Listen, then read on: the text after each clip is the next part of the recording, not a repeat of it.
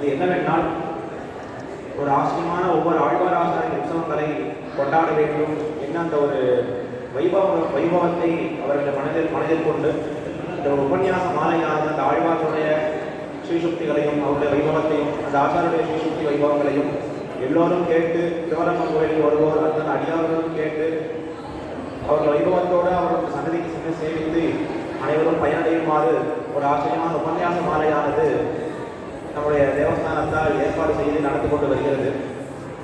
அந்த கிரமத்திலே இப்பொழுது நடந்து முடிந்த சித்திரை மாதத்திலே திருவதிரித்த ஆழ்வார்கள் ஆச்சாரருடைய திருநட்சத்திர உற்சவத்தை கொண்டாடும் விதமாக ஒரு ஆச்சரியமான 10 நாள் உபன்யாச மாலையானது தொடங்கப்பெற்று அதிலே இன்றைய தினம் முதல் நாள் நமக்காக இங்கே எழுந்தெழுக்கக்கூடிய சுவாமி ஸ்ரீனிவாசாச்சார சுவாமி திருவள்ளிக்கேணியிலிருந்து எழுந்தொழுகிறார்.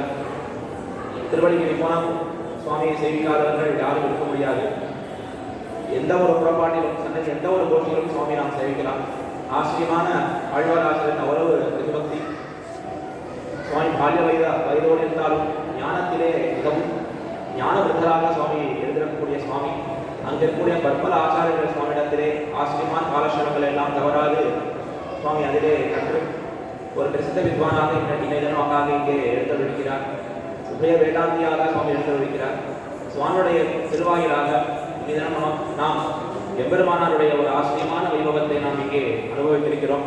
எதிராஜர் ஒருவரா மூவரா பலரா, இந்த தலைப்பே ஒரு ஆச்சரியமான தலைப்பு. இந்த தலைப்பின் வாயிலாக எம்பெருமானாருடைய பெருமையை நாம் அனைவருக்கும் அனுபவித்து சத்தை பெறுவோமாக.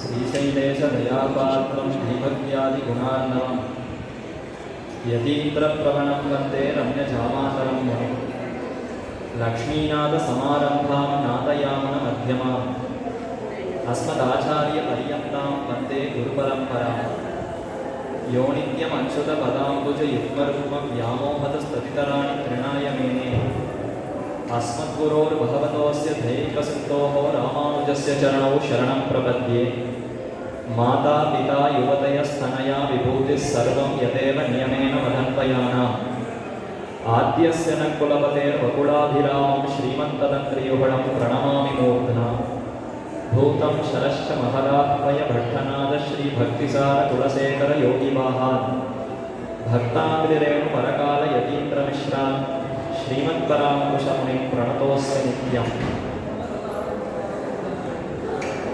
वन्दे रामानुजमुनिं त्रिविक्रम अपरं निर्मर्यादेन शीलेन यस्य विश्वं सुखीकृतम्. திருவரங்கம் திருமுந்தத்து அடியார்கள் கூடியிருக்கக்கூடிய இந்த கோஷ்டிக்கு முதற்கண் அடியனுடைய பிரணாமங்களை தெரிவித்துக் கொள்கிறேன். தென்னாடும் வடநாடும் தொழனின்ன எம்பெருமான் திருவரங்கச் செல்வன் பொங்கோதம் சூழ்ந்த புவனியும் விண்ணுலகும் அங்கு ஆதும் சோராமே ஆழ்கின்ற திருவரங்கச் செல்வன் பதின்மர் பாடும் பெருமாள் என்று கொண்டாடப்படக்கூடிய ஒரு வைபவத்தோடு ஆச்சரியமா சேவை சாதிக்கக்கூடிய எம்பெருமான். இன்றைய தினம் நாம் கூடியிருக்கும் நாடும் ரேவதி திருநக்ஷத்திரம். ரேவதி திருநக்ஷத்திரம் தான் பெரிய பெருமாளுடைய திருநக்ஷத்திரம், நம்பெருமாளுடைய திருநக்ஷத்திரம். காலையே எம்பெருமான் ரேவதி மண்டபங்கிற மண்டபத்துக்கு ஆச்சரியமா எழுந்தருளி தொண்டரடி பொடியாழ்வார் தாம் மிகவும் அனுபவித்து தம்முடைய அந்த அனுபவத்தை எல்லாம் வழியிட்டருள்ள திருமாலைங்கிற திவ்ய பிரபந்தத்தை செவிசாய்த்தருளி ஆச்சரியமான திருமஞ்சனத்தையும் கண்டருளி பின்னர் ஆஸ்தானத்துக்கு புறப்பட்டு உள்ளே எழுந்தருளி இருக்கக்கூடிய சந்தர்ப்பம்.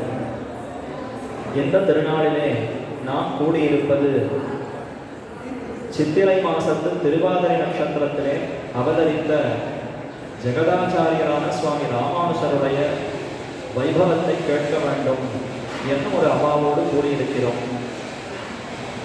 ஆழ்வார்களுடைய திருநட்சத்திரங்களை எல்லாம் ரொம்ப ஆதரித்து நாம் கொண்டாட வேண்டும் என்று சுவாமி மணவாள மாமுனிகள் உபதேச ரத்தினமாலையிலே ஆச்சரியமா தெரிவிக்கிறார். என்ற திருவாய்மொழி பிள்ளை தாம் உபதேசித்த நேர்படியை தன்னின்படி மணவாள மாமுனி தன் அன்புடன் செய் உபதேச ரத்தினமால தன்னை என்ன திருவாய்மொழி உபதேசித்த அந்த அர்த்தங்களையே விண்ணப்பிக்கிறேன்னு தொடங்கினவர் முதற்கண் அந்த நூலிலே தெரிவித்த விஷயங்கள் என்னவென்றால், அந்தமிழால் நற்கலைகள் ஆய்ந்துரைத்த ஆழ்வார்கள் இந்த உலகில் இருள் நீங்க வந்துதித்த மாதங்கள் நாள்கள் என்ன, ஆழ்வார்கள் எல்லோரும் அவதரித்த நாள்கள் என்ன, அதற்கு இருக்கக்கூடிய வைபவம் பெருமை என்ன என்பதை விண்ணப்பித்தார். அப்படி விண்ணப்பித்துக் கொண்டு வந்தவர் சித்திரை மாசத்து திருவாதிர நட்சத்திரம் அதை விண்ணப்பிக்கும் பொழுது, இன்னுலகில் சித்திரையில் ஏய்ந்த திருவாதிரை நாள் என்னையிலும் இனிதன கீர்த்தமெனில் உரைத்தேன் என்று தெரிவித்து, எதிராசர் தம்பிரப்பால் நாள் திசையும் கொண்டாடும் நாள் என்று தெரிவித்தார். அதே போல ஆழ்வார்கள் தாங்கள் வந்துதித்த நாள்களிலும் வாழ்வான நாள் நமக்கு மண்ணுலகில் 7 பாலும் எதிராசர் உதித்தருளும் சித்திரையில் செய்ய திருவாதிரை இந்த நாளுக்கு உண்டான ஏற்றத்தினை 2 பாசுரத்திலே விண்ணப்பித்தார். ஆழ்வார்கள் எல்லோரும் அவதரித்தார்கள். எம்பெருமானை அனுபவித்து தேனும் பாலும் கண்ணலும் அமுதுமாகி தித்திப்பன்னு இனிமையான பாசுரங்களை கொடுத்து போயினார்கள். ஆனால் அந்த பாசுரங்களையே முக்கிய பிரமாணமாக கொண்டு எம்பெருமானை அனுபவிப்பதற்கு அனைவருக்கும் தகுதி உண்டு, இன்னார் இணையாங்கிற பாகுபாடு இல்லாமல் அனைவரும் எம்பெருமானை ஆசிரிக்கலாம் என்ன, அந்த ஆழ்வார்களுடைய ஸ்ரீசூக்திகளையே அடிப்படையாக கொண்டு தம்முடைய கருத்துக்களை நன்றாக உலகத்திலே பரப்பி ஜெகதாச்சாரியராக விளங்கினவர் சுவாமி ராமானுசர்தானே. அதனால தான் ஆழ்வார்கள் தாங்கள் வந்துதித்த நாள்களிலும் ஆழ்வார்கள் அவதரித்தார்கள். அவர்களை சுற்றி இருக்கக்கூடிய சில அடியார்கள் தான் ஆழ்வாருடைய பெருமையை தெரிந்து கொண்டாடினர், ஆழ்வார்களை பற்றி உஜ்ஜீவித்தனர். ஒரு திருமழிசை ஆழ்வாருக்கு ஒரு கணிகண்டன்கிற ஒரு சிஷ்யன் பெட்டினார். அதே போல குலசேகர ஆழ்வார், அவருக்கு கீழே சில பாகவதர்கள் ஸ்ரீவைஷ்ணவர்கள் இருந்தார்கள். திருமங்கை ஆழ்வாருக்கு அற்புதமாக 4 சிஷ்யர்கள் இருந்தார்கள்னு பார்க்கிறோம்.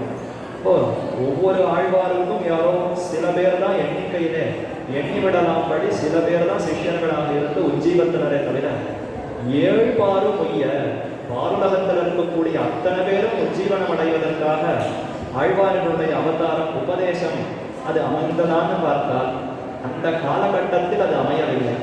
அவர்கள் எல்லோரும் பக்தியிலே திளைத்து பெருமான அனுபவித்து முதற்கண் பாசுரங்களை வெளியிடுவதற்குத்தான் முக்கியமான கருத்துடையவர்களாக இருந்தார்களே வந்து பரோபதேசம் உண்டு. ஆனால் அதைவிட சுவானுபவம் தான் அதிகமாக இருந்தது பாசுரங்களில். அதனால 7 உலகத்தவர்கள் பாருலகோர் அத்தனை பேரும் உஜ்ஜீவிக்கும்படியாக அவர்களால் செய்ய முடிந்ததா என்னால் அப்படி காணப்படவில்லை. ஆனால் எதிராசர் தம் பேரருளால் ஆச்சாரியர்களை எல்லாம் நியமித்தார். ஏதோ இதுவரைக்கும் நீங்கள்லாம் அனுவிருத்தி பிரசன்னாச்சாரியர்களாக இருந்தீர்கள். உங்களை நாடி வந்து பல ஆத்ம குணங்களோடு கூடியிருந்து பல தடவை வந்து கேட்டு பல வருஷம் சிஷ்யர்களாக அடிமைக்குள் கைங்கரியங்களை செய்து பின்னர் தான் உபதேசிக்க வேண்டும்ங்கிற வரம்போடு இருந்தீர்கள். ஆனால் இந்த வரம்பெல்லாம் இனிமேலும் இதையே கடைபிடித்துக் கொண்டிருந்தால் இப்போ பாருலகோர் ஜீவனம் அடைவதுங்கிறது நடக்காது. எம்பெருமானுக்கு எது முக்கியமான திருவுள்ள விருப்பம் என்றால் அனைவரும் உஜ்ஜீவிக்க வேண்டும், அனைவரும் தன்னை வந்து பற்ற வேண்டும் தான் எம்பெருமான் காருணிகனான சர்வேஸ்வரனான எம்பெருமான் விளங்குகிறார். அப்போ அந்த கருணையையும் நாம் முக்கியமாக கொள்ள வேண்டும். நீங்களும் அதே கருணையுடையவர்களாய் அந்த அனுவிருத்தி பிரசன்னாச்சாரியர்களாக இல்லாமல் கிருபாமாத்திர பிரசன்னாச்சாரியர்களாக இருந்தோடு எம்பெருமானார் தான் ஏற்படுத்தினார். பாருலகில் ஆரியர்கள் நீங்கள் எல்லோரும் அன்புடன் வந்து கேட்பவர்களுக்கு உபதேசியுங்கள் என்று வரம் வருந்தார்னு பார்க்கிறோம். அப்படி செய்தமையினாலே பாருலகத்தில் யார் வேண்டுமானாலும் எம்பெருமானை பற்றலாம்ங்கிறது உலகம் முழுக்க பரவியது. அனைவரும் ஆசையோடு வந்து எம்பெருமானை பற்றின ஞானம் பக்திகளை பெற்று உஜ்ஜீவித்தனர்னு பார்க்கிறோம். அதனாலேயே எம்பெருமானாருக்கு ஏற்றம். அதனால தான் நாள் திசையும் கொண்டாடும் நாள். இது ஏதோ நாம தெற்க இந்த இடத்துல மட்டும் கொண்டாடுகிற நாள் இல்லை. ராமானுஜருடைய பெருமையை வடக்க போய் பார்த்தால் அற்புதமா எதிராஜர் ராமானுஜர்ஜி சுவாமிஜின்னு அங்கெல்லாம் கூட கொண்டாடுகிறார்கள். அப்போ நாள் திசை வடக்கு மேற்கு கிழக்கு தெற்குன்னு எல்லா பிராந்தத்திலையும் ராமானுஜர் எழுந்தருளி ஆங்காங்கு தம்முடைய சிஷ்யர்களை ஸ்தாபித்து மடத்தை ஸ்தாபித்து ஸ்ரீ வைஷ்ணவ தரிசனத்தை தழைத்தோங்கும்படி செய்தார்னா அதனாலேயே நாள் திசையும் கொண்டாடும் நாள் ஆழ்வார்கள் வந்துதித்த நாள்களிலும் உத்தது நமக்கு உஜ்ஜீவனத்தை ஏற்படுத்தக்கூடிய நாளாகவே இந்த நாள் அமைந்திருக்கிறது என்று கொண்டாடினார்கள். அத்தகு சுவாமி ராமானுஜருக்கு எண்ணிலடங்காத பெருமைகள். ஆதிசேஷனுடைய அவதாரம்னு கொண்டாடுகிறோம். 1000 திருமுகங்கள் 1000 வாய்களோடு ஆதிசேஷன் திகழ்கிறார். அப்படிப்பட்ட ஆதிசேஷனுடைய வைபவத்தை சொல்லி முடிக்க முடியுமா? திருநாமே அனந்தன் என்று இருக்கிறது. அந்தம்னா முடிவு, அனந்தம். இவருக்கு ஒரு முடிவே சொல்ல முடியாது. இவருடைய திருநேனிக்கும் முடிவு கிடையாது, இவருடைய குணங்களுக்கும் முடிவு கிடையாது, இவருடைய கைங்கரியங்களுக்கும் முடிவு கிடையாது. சென்னால் குடையாம், இருந்தால் சிங்காசனமாம், நின்னால் மரபடியாம், நீழ்கடவுள் என்னும் புனையாம், அணிவிளக்காம், பூம்பட்டாம், கொல்லுமனையாம், திருமார் கரவு என்ற ஆதிசேஷனுடைய எந்த விதமான பெருமைகளுக்கும் ஒரு அந்தம் முடிவு கூற முடியுமானா முடியாது. அப்பேற்பட்ட ஆதிசேஷனுடைய அவதாரமாக வந்தோம் நாமும் ராமானுஜரை கொண்டாடுகிறோம். அந்த ராமானுஜர் நமக்காக சித்திர மாசம் திருவாதிர நட்சத்திரத்தில் அவதரித்தார். அதை நாமும் ஸ்மரித்து ராமானுஜருடைய பெருமைகளை சிறு திவடங்களை நாம் அனுபவிக்க வேண்டும். சமுத்திரம் இருக்கு ஓடுறது, அந்த சமுத்திரத்தை நாம் கரையிலிருந்து தான் அனுபவிக்க முடியும். முழு சமுத்திரத்தையும் நான் கண்டு அனுபவிக்கிறேங்கிறது நம்மளால முடியுமோ? காவேரியில ஜலம் நிறைய பெருக்கெடுத்து ஓடுகிற சமயம் இப்பொழுது இல்லைன்னா கூட ஆடி மாசம், ஆவணி மாசம், புரட்டாசி மாசம் ஓடுகிறதா, மொத்த காவேரி ஜலத்தையும் நான் பருகுகிறேன்னா அது முடியுமோ? நமக்கு எவ்வளவு தாகமோ அவ்வளவுதான் அள்ளி பருக முடியும். அதே போலத்தான் ராமானுஜருடைய பெருமைகள் கரை கட்டா காவேரி போலே கடலை போலே பெருகி கொண்டுதான் இருக்கும். ஆனால் அதிலே நமக்கு எவ்வளவு முடியுமோ, நம் புத்திக்கு எவ்வளவு எட்டுமோ அந்த அளவுக்கு நாம் பருகி அதை அனுபவித்தால்தான் உஜ்ஜீவனங்கிறது நமக்கு கிட்டும். அதற்காகவே அத்தனை ஆச்சாரியர்களும் ராமானுஜரிடத்தில் மண்டி பற்பல பெருமைகளை எடுத்து இயம்பி இருக்கிறார்கள். அதிலே சில பெருமைகளைத்தான் நாம் இன்று அனுபவிக்க இருக்கிறோம். நம்முடைய உபன்யாச விஷய தலைப்பு எதிராசர் ஒருவரா, மூவரா, பலரா இப்படிங்கிற தலைப்பு. இது என்ன தலைப்பு சுவாமி? ராமானுஜர் ஒருவர் தானே, எதிராசர் ஒருவர் தானேனா? ஆமா, ஒருவர் தான். ஆனா அவரையே வெவ்வேறு கண்ணோட்டங்களிலிருந்து பார்க்கும் பொழுது இவர் ஒருவராக தெரியவில்லையே, இவர் மூவராக தெரிகிறார். இல்லை இவர் இன்னும் 5 பேராக தெரிகிறார். இல்லை இவரே இன்னும் பலராக தெரிகிறார்னு ஆச்சாரியர்கள் தான் கொண்டாடுகிறார்கள். அதை பற்றி தான் இப்போ விண்ணப்பிக்கலாம்னு பார்க்கிறோம். மங்களாசாசனம் என்று ஆழ்வார்களுக்கும் ஆச்சாரியர்களுக்கும் மங்களாசாசன ஸ்லோகங்கள்னு அமைந்திருக்கின்றன. விசேஷமாக எம்பெருமானுக்கு மங்களா ஸ்லோகங்கள் உண்டு. லக்ஷ்மீ சரணலாட்சாங்க சாட்சி ஸ்ரீவத்ச வக்ஷசே க்ஷேமங்கராய சர்வேஷாம் ஸ்ரீரங்கேஷாய மங்களம்னு திருவரங்க எம்பெருமானுக்கு மங்களம். அதே மாதிரி பிரதிவாதி பயங்கரம் அண்ணன் சுவாமி திருவேங்கடமுடையானுக்கு அற்புதமா ஸ்ரீ வெங்கடேஷ சுப்பிரபாதம், ஸ்ரீ வெங்கடேஷ ஸ்தோத்திரம், ஸ்ரீ வெங்கடேஷ பிரபத்தி, ஸ்ரீ வெங்கடேஷ மங்களம் என்று 4 ஸ்தோத்திரங்களை சமர்ப்பித்திருக்கிறார். அதுலேயும் இந்த திருவேங்கடமுடையானுக்கு மங்கள ஸ்லோகங்கள் உண்டு. காஞ்சி தேவப்பெருமாளுக்கு தேவராஜ மங்களம் என்னை மணவாள மாமணிகள் பல ஸ்லோகங்களிலே பல்லாண்டு பாடினார். இதே போல பல எம்பெருமான்களுக்கும் உண்டா. அதே போல சுவாமி ராமானுஜருக்கும் மங்கள ஸ்லோகங்கள் அமைந்திருக்கின்றன. அதிலே ஒரு மங்கள ஸ்லோகம் அற்புதமாக நமக்கு இந்த அர்த்தத்தை காட்டி கொடுக்கிறது. சேஷோவா சைன்யநாதோவா ஸ்ரீபதிர்வேதி சாத்திகைகி விதக்யாய மகாபிராஜ்ஞைகி பாஷ்யகாராய மங்களம். பாஷ்யகாரர் ஸ்ரீபாஷ்யம் என்ற அற்புதமான ஒரு நூலை சாதித்தார். பிரம்மசூத்திரத்திற்கு அற்புதமான விளக்கம். போதாயனர் என்று ஒரு ஆச்சாரியர் இருந்தார். அவர் அழகான ஒரு விருத்தி கிரந்தத்தை சாதித்தார். பிரம்மசூத்திரத்தினுடைய பொருளை விளக்கமாக பண்ணி உரைத்தார். அது எப்பொழுதோ முந்தைய காலத்திலே, ரிஷிகள் காலத்திலே அதை அடியொட்டி அந்த அர்த்தங்கள் என்னமோ அதை இன்னும் எளிமையாக சொல்ல வேண்டும். நாதமுனிகளே விருப்பம் கொண்டார். ஆளவந்தார் யமுனைத்துறையில் விருப்பம் கொண்டார். ஆனால் அந்த விருப்பத்தை அவரால் இயக்க முடியவில்லை. அவர் அவருடைய ஆயுசுல பாதி காலம் முழுக்க ராஜ்யத்தை ஆண்டு ஆளவந்தார்ங்கிற பட்டப்பெயரோடு அங்கேயே இருந்தார். பின்னர் மணக்கால் நம்பி மூலமாகத்தான் திருத்தப்பட்டு சம்பிரதாயத்திலே தலைமை பீடத்தை அலங்கரித்துக் கொண்டு ஆச்சாரியராக இருந்தார். இந்த திவ்ய பிரபந்தங்களை பல இடங்களிலேயும் பரிசிரமப்பட்டு பிரச்சாரம் பண்ணி உற்சவங்களை எல்லாம் நன்றாக நடத்தும் இந்த கைங்கரிய பொறுப்புகளே அவருக்கு அதிகமாக இருந்தபடியினாலே போய் சென்று எங்கு போதாயன விருத்தி கிரந்தம் இருக்குன்னு தேடி எடுத்துக்கொண்டு அதை வாசித்து அதனுடைய விளக்கத்தை சாதிக்க வேண்டும்ங்கிற அளவுக்கு உண்டான பொறுப்பு அவரால் ஏற்றுக்க முடியல. அதனால இதை அவர் ஒரு மனது குறையாகவே வைத்துக் கொண்டிருந்தார். அந்த குறையை, அவருடைய முக்குறையும் நீக்கினவர் எதிராசர் தானே. அந்த குறையை நீக்கினதுனாலேயே ஸ்ரீபாஷ்யக்காரர் என்கிற அற்புதமான திருநாமத்தை பெற்றார். கோதாயன விருத்தி கிரந்தத்தை பெற்று அதை நன்கு ஆலோசித்து அதை வாசித்தார். ஆனால் பாதியிலேயே அந்த கிரந்தம் கைவிட்டு நழுவி போனது. கூறத்தாழ்வான் தான் ஒழுக்கத்தை வாசித்தார். அவர் இங்கே விண்ணப்பிக்கவோ இரண்டாற்றின் நடுவிலே விண்ணப்பிக்கவோன்னு கேட்க இப்பேற்பட்ட ஞானமான அவரை கொண்டாடி அவர் மூலமாக அத்தனை அர்த்தங்களையும் பெற்று அதை தாம் மீண்டும் உபதேசிக்க அதை அப்படியே ஆழ்வான் ஈடுபடுத்தினால் அதுதான் ஸ்ரீபாஷ்யம்னு பார்க்கிறோம். அப்படிப்பட்ட பாஷ்யக்காரருக்கு மங்களம் மங்களம் மங்களம். பல்லாண்டு பல்லாண்டு பல்லாண்டு அவர் சௌக்கியமா அவருடைய பெருமகள் எல்லா இடத்திலும் திக்கட்டும் பரவி இருக்க வேண்டும். பல்லாண்டு பல்லாண்டுன்னு கூறுகிறோம். அதற்கு என்ன முக்கிய பயன்? அதனால என்ன ஏற்படும்? அவர் இன்னும் பல ஆயிரம் ஆண்டுகள் ஆயுஷோடு கூடியிருக்க வேண்டும் என்று இதுதான் அதற்கு பொருளா என்றால், அவருக்கு ஆயுசு நாம யார் கொடுப்பது? நாம் யாரோ சிறியவர்கள், தாழ்ந்தவர்கள், சாமானியப்பட்ட ஜனங்கள். அவர் ஆதிசேஷனுடைய அவதாரமாக இருக்கக்கூடிய ஜெகதாச்சாரியர். அவருக்கு நாம் ஆசீர்வாதம் பண்ணி நிறைய ஆண்டுகள் ஆயுஷோடு சௌக்கியமாயிரு நாம் ஆசீர்வாதம் பண்ண முடியுமான்னா அப்ப அது இந்த சொல்லுக்கு பொருள் அல்ல. அப்ப பல்லாண்டு சௌக்கியமா இருக்க வேண்டும், மங்களம் மங்களம் உண்டாக வேண்டும்ங்கிறதுக்கு என்ன அர்த்தம்னா, அப்ப ஆச்சாரியருடைய பெருமகள் பலவாயிரம் ஆண்டுகள், எண்ணிலடங்கா ஆண்டுகள் இந்த ஜனம் முழுக்க பரவி இருக்க வேண்டும். அதுதான் அவருக்கு வாழ்ச்சிக்கு முக்கியமான காரணமே தவிர அவர் வெறுமனே இந்த உலகத்துல இருந்தார் இது வாழ்ச்சியா? அவருடைய பெருமகள் ஊர் முழுக்க அனைவரும் தெரிந்து கொண்டு அதனாலே நாம் பயன் பெற்றால் அது வாழ்ச்சியா? ஆச்சாரியருடைய அவதாரமே எதற்குன்னா, எம்பெருமானுடைய அவதாரத்தை சொல்லும் பொழுது மண்ணின் பாரம் நீக்குதற்கே வடமுதலை பிறந்தான் ஆழ்வார் தெரிவித்தார்.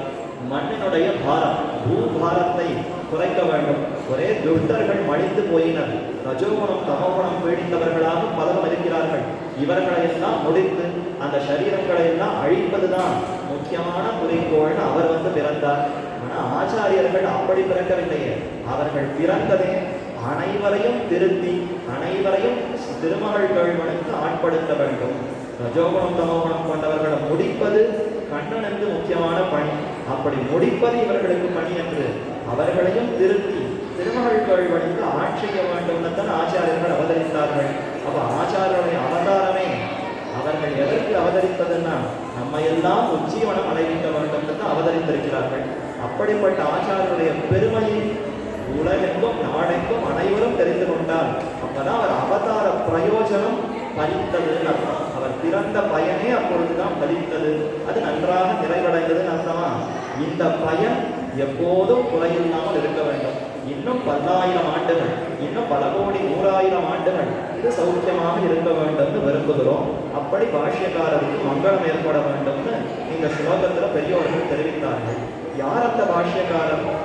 சேஷோவா சைன்யநாதோவா ஸ்ரீபதிர்வேதி சாத்விகைகி விதர்க்கியாய மகாபிராஜ்ஞைகி. சிறந்த அறிவு பிராக்யன் என்றால் இவ்வளவு அவ்வளவுன்னு நம்ம புத்திக்கு எட்டாத அளவுக்கு அறிவு ஞானம் கொண்டிருப்பவராம் அவர். மகாபிராஜ்யன், அற்புதன் செம்மை ராமானுஜன், என்னை ஆள வந்த கற்பகம் கத்தவர் காமுருசீலன் என்று திருவரங்கத்தமுதனார் தெரிவித்தாரே. அவருடைய ஞானம் அற்புதம். அதை எப்படின்னு விளப்பதுன்னு தெரியலையே. என்ன செய்கிறார், எப்படி அனைவரையும் திருத்துகிறார்னே தெரியல. ஒவ்வொருத்தருக்கும் ஒவ்வொரு விதமாக வைத்துக் கொண்டிருக்கிறார். ஒவ்வொருத்தரையும் ஒவ்வொரு விதத்திலே ஆட்படுத்துகிறார். திருமேனி அழகம் காட்டி திருத்துகிறார். குணங்களால வசீகரிக்கிறார். என்னென்னவோ செய்கிறார். எத்தனையோ லௌகிக காரியங்களில் ஈடுபட்டவர்களுடைய மனசையும் தன்பால் இருக்கிறார். இன்னைக்கும் ஒரு திருவாதிரைக்கு ஸ்ரீபெரும்புதூருக்கு போனால் ஸ்ரீ வைஷ்ணவர்களுடைய கும்பல் அடியாரங்களுடைய கூட்டம் மட்டும் அங்கு இல்லை.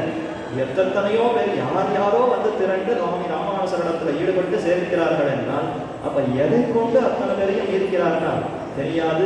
அதுதான் அற்புதன் செம்மை ராமானுசன். அந்தந்த சமயத்துக்கு அவருடைய அந்த கருணை அது எப்படி பிரசரிக்கும்னே தெரியாது. அப்படி அத்தனை பேரையும் தன்பால் இருக்கிறாரா? இதற்கான் மகா பிராஜ்ஞைகி. யாரை எப்படி திருத்த வேண்டும்ங்கிறது சுவாமிக்கே தெரியும். அது ஜெகத்துக்கே சுவாமியா இருக்கக்கூடிய இவருக்கு தெரியுமே தவிர ஜெகத்துக்கு காரணமா இருக்கக்கூடிய பரபிரமத்துக்கு கூட தெரியாதுன்னு சொல்லணும். அவரே கையோய்ந்து போய்விட்டுத்தானே. சரி சரி, இனி நாம் பிறப்பது கூடாது, இனி ஆச்சாரிய முகேனத்தான் நாம் பிறக்க வேண்டும் என்ன ஆச்சாரியர்களையே இந்த லோகத்துல பிறவி எடுக்கும்படி செய்து இவர்கள் அவதாரம் மூலமாகத்தான் ஜெகத்தை திருத்த வேண்டும்னு எப்ப எம்பெருமானே செய்து விட்டாரோ அப்ப அவருக்கே தெரியல, அவரால் ஈடுபடுத்த முடியல. ராமானுஷர் ஈடுபடுத்துகிறார்னா மகா பிராஜ்யன், அவருடைய அந்த ஞானத்துக்கு ஒப்பே சொல்ல முடியாது. அப்படிப்பட்ட மகா பிராஜ்யன் இவர் யாராக இருக்கலாம்? சேஷோவா? ஆதிசேஷனே இவர் அவதரித்தாரா? ஸ்ரீவைகுண்டத்துல எம்பெருமானுக்கு எப்போதும் சதா கைங்கரியம் பண்ணி கொண்டிருக்கக்கூடிய ஆதிசேஷன் தான் பிறந்தாரோ? சைன்யநாதோவா? அங்க இருக்கக்கூடிய சேன முதலிகள், அதாவது யஸ்ய விரதவக்ரேன பாரிஷத்யா பரஷதம் விக்னம் நிக்னந்தி சதனம் விஸ்வக்ஷேனம் தமாஸ்ரயே என்று தினப்படி நாம் சேவிக்கிறோம். சேன முதலியாரை ஆசிரயிக்கிறேன் வணங்குகிறேன்னு சொல்லி ஸ்லோகத்தை தெரிவிக்கிறோமே. பாரிஷதர்கள் பலவிதமான கைங்கரியபரர்களை தன்னிடத்திலே கொண்டு பெருமானுக்கு எந்த விதத்துல எப்படி தொண்டுகளை செய்ய வேண்டும். சேனைக்கெல்லாம் முதன்மை பெற்றவராம் இவர். இன்னைக்கும் உள்ள போய் பெரிய பெருமாளை சேவித்து பிரதட்சணத்தில் வரும் பொழுது நமக்கு முதல்ல சேவை சாதிப்பவர் சேன முதலியார் தானே. அந்த சேனை முதன்மையார். நித்திய சூரிகளே ஒரு பெரிய சேனையை போலே. இவர்கள்லாம் என்ன சேனை? காவலர்கள் போய் சண்டையிடுபவர்களானா நித்திய சூரிகள் யாரிடத்துல போய் என்ன சண்டையிட போகிறார்? இவர்கள் எல்லோருமே கைங்கரிய நிஷ்டர்கள், குணானுபவ நிஷ்டர்கள். அமரரும் முனிவரும்னு திருவாய்மொழி பாசுரத்தில் இவர்களை 2 வகுப்பாக பிரிக்கிறார்கள். சிலரெல்லாம் கைங்கரிய நிஷ்டர்கள், சிலரெல்லாம் குணானுபவ நிஷ்டர்களா. இப்படி 2 வகுப்பா இருக்கக்கூடிய இவர்கள்னா ஒரு பெரிய சேனை. இவர்களை நிர்வகித்து பெருமானுக்கு எந்தெந்த விதத்தில் என்னென்ன கைங்கரியங்கள் எப்படி நடத்த வேண்டும் என்பதை இவர் தான் தீர்மானிக்கிறாரா. அப்படிப்பட்ட சேனை நாதனே அவதரித்தாரோன்னு தெரியவில்லை. சேஷோ வா? வா என்றால் இதுவோ அதுவோ என்று விகல்பம். இவரா அவரா என்று ஒரே சந்தேகமா இருக்கேன். சேஷோவா? சைன்யநாதோவா? இல்ல சேனைநாதன் தான் அவதரித்திருக்கிறாரோ? ஸ்ரீபதிர்வா? சேனைநாதன் கூட இல்லை, அவருக்கும் சுவாமியாக இருக்கக்கூடிய திருமகள் கழ்வனே அவதரித்தாரோ? ஸ்ரீபதிர் வேதி சாத்விகைகி இப்படின்னு பல சாத்விகர்கள் சத்வகுணம் தலையெடுத்தவர்கள் எல்லோரும் சதா விதர்த்தியாய எப்பொழுதும் தர்க்கம் பண்ணிட்டே இருக்கலாம். 3 வகுப்பா இப்போ அடியார்கள் பெருந்திருக்கிறார்கள். சத்வநேசர்கள் அவர்கள்லாம் இப்போ ஒரே வாதம் செய்கிறார்கள். வாத சதஸ்ன்னு பார்க்கிறோம். அந்த மாதிரி ஒரு பெரிய சதஸை கூட்டி ராமானுஷர் யாருடைய அவதாரம் சுவாமி? ஆதிசேஷனுடைய அவதாரம் தான் சிலரெல்லாம் கட்சி கொண்டு அவர்கள் சேஷாவதாரம் நிரூபிக்கிறார்கள். சிலரெல்லாம் கிடையவே கிடையாது, சேனைநாதனுடைய அவதாரம் தான் இவர் என்ன சிலரெல்லாம் ஒரு அநியாயம் பிரித்து அவர்கள் தெரிவிக்கிறார்களாம். மற்றொரு வகுப்பிலே சேனைநாதன் இல்லை, அவருக்கும் சுவாமியாய் நாதனாக இருக்கக்கூடிய ஸ்ரீபதி திருமகள் கேழ்வன் தான் அவதரிக்கிறார் என்று மற்றொரு கட்சியினர் கூறுகிறார்களா. இதற்கு முடிவு உண்டா? எப்போதும் விதர்க்கியாய சேஷோவா சைன்யநாதோவா ஸ்ரீபதிர்வேதி சாத்விதைஹி சதா விதர்க்கியாய மகாபிரார்த்தை. எப்போதும் இதை தர்க்கம் பண்ணிட்டே இருக்காளே ஒழிந்து சாதாரணமாக பட்டிமன்றம்னு நடத்துவார்கள். அதில் நடுவாக ஒருத்தர் இருப்பார். அவர் 2 பக்கத்தினுடைய அந்த வாதங்களையும் கேட்டு முடிவு சொல்வதா இல்லையா? ஏதோ ஒரு முடிவு சொல்லித்தான் ஆகணும். அந்த மாதிரி இந்த வாத சதஸ்ல முடிவு வருமா என்றால் முடிவே வராது. இவர்கள் கட்சி இவர்கள் சொல்லிக்கொண்டே இருக்க வேண்டியதுதான், இன்னொரு கட்சி அவர்களுடைய வாதத்தை சொல்லிக்கொண்டே இருக்க வேண்டியதுதான். எப்படி முடிவு பண்ண முடியும்? இவருடைய எண்ணிலடங்காத குணங்கள் பெருமகளை பார்த்தால் சேஷன்தான் சிலர் குடிக்கிறார்கள், இல்லை இல்லை இவர் சேனைநாதன் தான் சிலர் தெரிவிக்கிறார்கள், அல்ல அல்ல ஆதிசேஷனுடைய அவதாரமே இவர் என்று சிலர் தெரிவிக்கிறார்களா. விதர்த்தியாய மகா பிராக்ஞி இப்படி எப்போதும் அனைவராலும் யார் யார் யார் என்று வாய் புறக்கும் விதமாக இவருடைய பெருமை அமைந்திருக்கிறதுன்னு ஆச்சரியமா தெரிவித்து இந்த பெருமை பல்லாண்டு பல்லாண்டு பல்லாண்டு நாடெங்கும் பரவி இருக்க வேண்டும். அப்படிப்பட்ட ராமானுஷருக்கு எல்லா விதமான மங்களங்களும் ஏற்பட வேண்டும். அற்புதமான ஸ்லோகம். அந்த அர்த்தத்தை தான் சற்று பிரித்து பார்க்கலாம். என்ன காரணத்தினாலே இவர் ஆதிசேஷனுடைய அவதாரம்னு தெரிவிக்கப்படுகிறார்? அதுவா அதுதான் முக்கியம். ஆதிசேஷ அவதாரங்கிறது தான் ராமானுஷ வைபவம், ராமானுஷ சரித்திரம்னு தொடங்கினாலே எந்த ஒரு கிரந்தத்திலும் முதல்ல அவரை என்னன்னு தெரிவிப்பார்கள்னா ஆதிசேஷனே அவதரித்தார் என்றுதானே தெரிவிப்பார்கள். அதைத்தான் நாம் சில ஸ்லோகங்கள் மூலமாக பார்க்கலாம். திவ்ய சூரி சரித்திரம் என்று அமைந்திருக்கிறது. கருட வாகன பண்டிதர் என்ன அற்புதமான ஒரு ஆச்சாரியர். ராமானுஷர் காலத்திலேயே இருந்த பெரியவர், சுவாமி ராமானுஷருடைய சிஷ்யர். அவர் அற்புதமா வடமொழி ஸ்லோகங்களாலே திவ்யசூரி சரித்திரம்ங்கிற ஒரு நூலை அருளி செய்திருக்கிறார். திவ்யசூரிகள் ரொம்ப திவ்யமானவர்கள், அப்ராகிருதமான ஒரு திருமேனி கொண்டிருப்பவர்கள் திவ்யமானவர்கள் திவ்யசூரிகள். நித்யசூரிகள் ஸ்ரீவைகுண்டத்தில் இருப்பவர்கள் தான் அனந்தன், கருடன், விஸ்வக்சேனன், துவாரபாலகர்கள் இதெல்லாம் முதலானவர்கள் எல்லாம் நித்யசூரிகள். எம்பெருமான விட்டு பிரியாமல் எப்போதும் கைங்கரியத்தில் ஈடுபட்டிருப்பவர்கள் நித்யசூரிகளா. இந்த லோகத்துல எம்பெருமானாலே மயர்வர மதிநலம் அருளம் பெற்றவர்கள் தான் திவ்யசூரிகள் ஆழ்வார்கள். அவர்களுடைய சரித்திரத்தை அற்புதமா விளக்க வேண்டும் சொல்லி ஒரு நூலை அருளை செய்தார். அதனுடைய இறுதியிலே ஆச்சாரியர்களுடைய சரித்திரத்தையும் சேர்த்து தெரிவிக்கிறார். ஏன்னா ஆழ்வார்கள் அத்தனை ஆழ்வார்களுடைய திருவடியாகவனோ ராமானுஜர் திகழ்கிறார். நம்மாழ்வார் அத்தனை ஆழ்வார்களையும் தனக்கு அவயவங்களாக கொண்டு அவயவியாக திகழ்கிறார். அந்த அவயவியான நம்மாழ்வாருடைய திருவடிதானே சுவாமி ராமானுஜர். அப்ப அத்தனை ஆழ்வார்களுக்கும் ராமானுஜரே திருவடி. இதனால தான் திருவரங்கத்தவர்களார் ராமானுஜ நூற்றந்தாதியிலே பொய்கை ஆழ்வார் திருவடியில ஈடுபட்டவர். பூதத்தாழ்வார் திருவடியை எப்போதும் தலையாலே தரிப்பவர். பேயாழ்வார் திருவடிகளையே இவர் எப்பொழுதும் தஞ்சம்னு கொண்டிருப்பவர்னு ஒவ்வொரு ஆழ்வாருடைய திருவடியாகவும் ராமானுஜரும் தெரிவித்தாரா. ஆக நம்மாழ்வாருக்கு திருவடி, ஆழ்வார்களுக்கு திருவடின்னு சொன்னான். இப்ப ஆழ்வாருடைய சரித்திரம்னு சொன்னால் அவருடைய திருவடியா இருக்கக்கூடிய ராமானுஜ சரித்திரத்தையும் சொன்னால்தானே அது பரிபூர்ணமாக அமையும். அப்படிப்பட்ட திவ்யசூரி சரித்திரத்திலே ராமானுஜருடைய அவதாரத்தை ரொம்ப ஆச்சரியமா தெரிவிக்கிறார். அதுல சில ஸ்லோகங்களை பார்க்கலாம். துண்டீராத்மய விஷயே மகாகிரஹாரஹ பூதூரி அவனி விசேஷோ அஸ்தி கஷ்டித்து. ஸ்ரீபெரும்பூதூர் என்கிற க்ஷேத்திரம் துண்டீர மண்டலம், தொண்டை மண்டலத்திலே அமைந்திருக்கக்கூடிய ஒரு அற்புத க்ஷேத்திரம். அவ்விடத்திலே ஹரிச்சரணாப்ஜ பக்திபாஜாம், ஹரிச்சரணம் ஹரி எம்பெருமான், எம்பெருமானுடைய திருவடி தாமரைகளில் ஈடுபட்டிருக்கக்கூடிய பக்தர்கள், சிறந்த ஸ்ரீ வைஷ்ணவர்கள், அவர்கள் திரளாக வசிக்கக்கூடிய இடம் ஸ்ரீபெரும்பூதூர்னு சொன்னார். அவ்விடத்திலே பெருமான் அர்ச்சனா திருமேனியோடு சேவை சாதிக்கிறானாம். கேசவன், ஆதிகேசவன் என்று இன்னைக்கும் அபயஹஸ்தம் ஆத்மானஹஸ்தத்தோடு பெருமாள் சேவை சாதிக்கக்கூடிய அற்புத இடம். பூதங்கள் எல்லாம் சேர்ந்து ஒரே ராத்திரியில் அந்த கோவிலை நிர்மித்ததாம். அதனால பூதபுரி என்று அதற்கு பெயர். பூதங்கள் யாருன்னா கைலாயத்துல சிவபிரானுக்கு அடியவனா இருக்கக்கூடிய பூதங்கள். அவர்களுக்கெல்லாம் ஏதோ சாபம் ஏற்பட பெருமானை வணங்கி அவரிடத்தின் மூலமாகத்தான் சாப நிவர்த்தி ஏற்படும் சொல்ல, சரி எம்பெருமானுக்கு என்ன கைங்கரியம் பண்ணலாம், எப்படி பண்ணலாம்னு இந்த ஊரிலே வந்து திரண்டு இந்த பெரிய ராஜாக்கள் அவர்களெல்லாம் ஒரு பெரிய பிரம்மாண்டமான கோயில் எழுப்பணும்னு கைங்கரியத்துல நியமிக்க, அந்த சமயத்துல ஒரு ராத்திரி வேளையிலேயே பூதங்கள் எல்லாம் சேர்ந்து பெரிய பெரிய தூண்களை நிறுத்தி பெரிய மண்டப கோபுர பிராகாராதிகளோடு கோவிலை நிர்மித்ததாம். அதுதான் பூதபுரி என்று திருநாமம் கொண்டிருக்கக்கூடிய ஸ்ரீபெரும்பூதூர். அப்படிப்பட்ட க்ஷேத்திரத்துல பெருமான் அர்ச்சனா திருமேனியோடு சேவை சாதிக்கிறானா. இதை வைகுண்டத்தில் இருக்கக்கூடிய ஆதிசேஷன் பார்த்தாராம்.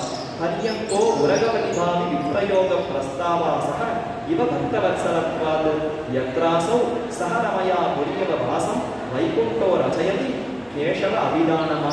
கேசவங்கிற திருநாமத்தை கொண்டிருக்கக்கூடிய வைகுண்டன், வைகுண்டம்னு இந்த இடத்துல எம்பெருமானையே தெரிவிக்கிறார்கள். ஸ்ரீ வைகுண்டத்துக்கு அதிபதியா இருக்கக்கூடிய எம்பெருமான் கேசவன் இங்க சேவை சாதிக்கிறான் அர்ச்சா திருமேனியோடு. இதை சேவித்த ஆதிசேஷன் அவரே அங்கு சென்று விட்டார்னா நாம் மட்டும் எதற்கு இங்க இருக்க வேண்டும், நாமும் இந்த க்ஷேத்திரத்திலே போய் பிறப்போம் என்னவர் வந்தாராம். ஆக பரியங்கோ உரகபதி பாவி, உரகபதி உரகம்னா பாம்பு, பாம்புகளுக்கெல்லாம் அரசனாக இருக்கக்கூடிய ஆதிசேஷன் பரியங்கமாக கைங்கரியம் பண்ணுகிறார். அரவணை அற்புதமான திருப்பள்ளி அணையாகத்தான் இருக்கிறார். அவர் விப்ரயோக பிரஸ்தாவ் அசக, பெருமான் தன்னை விட்டு பிரிந்து இங்கு அர்ச்சா திருமேனியோடு வந்திருப்பதை சகிக்க முடியாமல் தாமும் வந்தாராம். பக்த வத்சலத்வா, பெருமான் பக்தர்களிடத்திலே வாத்சல்யம் அன்பு கொண்டதுனாலே வந்தார். இவர் அந்த எம்பெருமானிடத்தில் இருக்கக்கூடிய அன்பு அவரை விட்டு பிரிந்திருக்க முடியாததுனாலே இவரும் இங்கு வந்தார். எத்திர உத்யத் விஜசமனாகி பூமலேகா லேகா விப்ரவத விதான வைஜயந்தி நிஸ்ரேணி இவம் அதிரமோகோ ஜனஸ்யா நிஸ்ரேணி ககனமீந்த நீரஜஸ்ய என்ன இருக்கக்கூடிய வைதிகர்கள் பிராமணர்கள் அவருடைய பெருமையை தெரிவித்து அங்கே கேசவ சோமயாஜி என்பவருக்குத்தான் அவதரித்தார். ஆர்திரே மே சமஜனி சைத்திரமாசி தஸ்மாது ஆர்திராத்மா பகுல கிருபா ரசேன கஷ்டித்து. திருவாதிரை சித்திரையில் செய்ய திருவாதிர நட்சத்திரத்தில் அவதரித்தார். ஆர்திரதா என்றால் நெஞ்சு நனைந்திருத்தல், எப்போதும் இரக்கத்தோடு கனிவோடு இருத்தல்.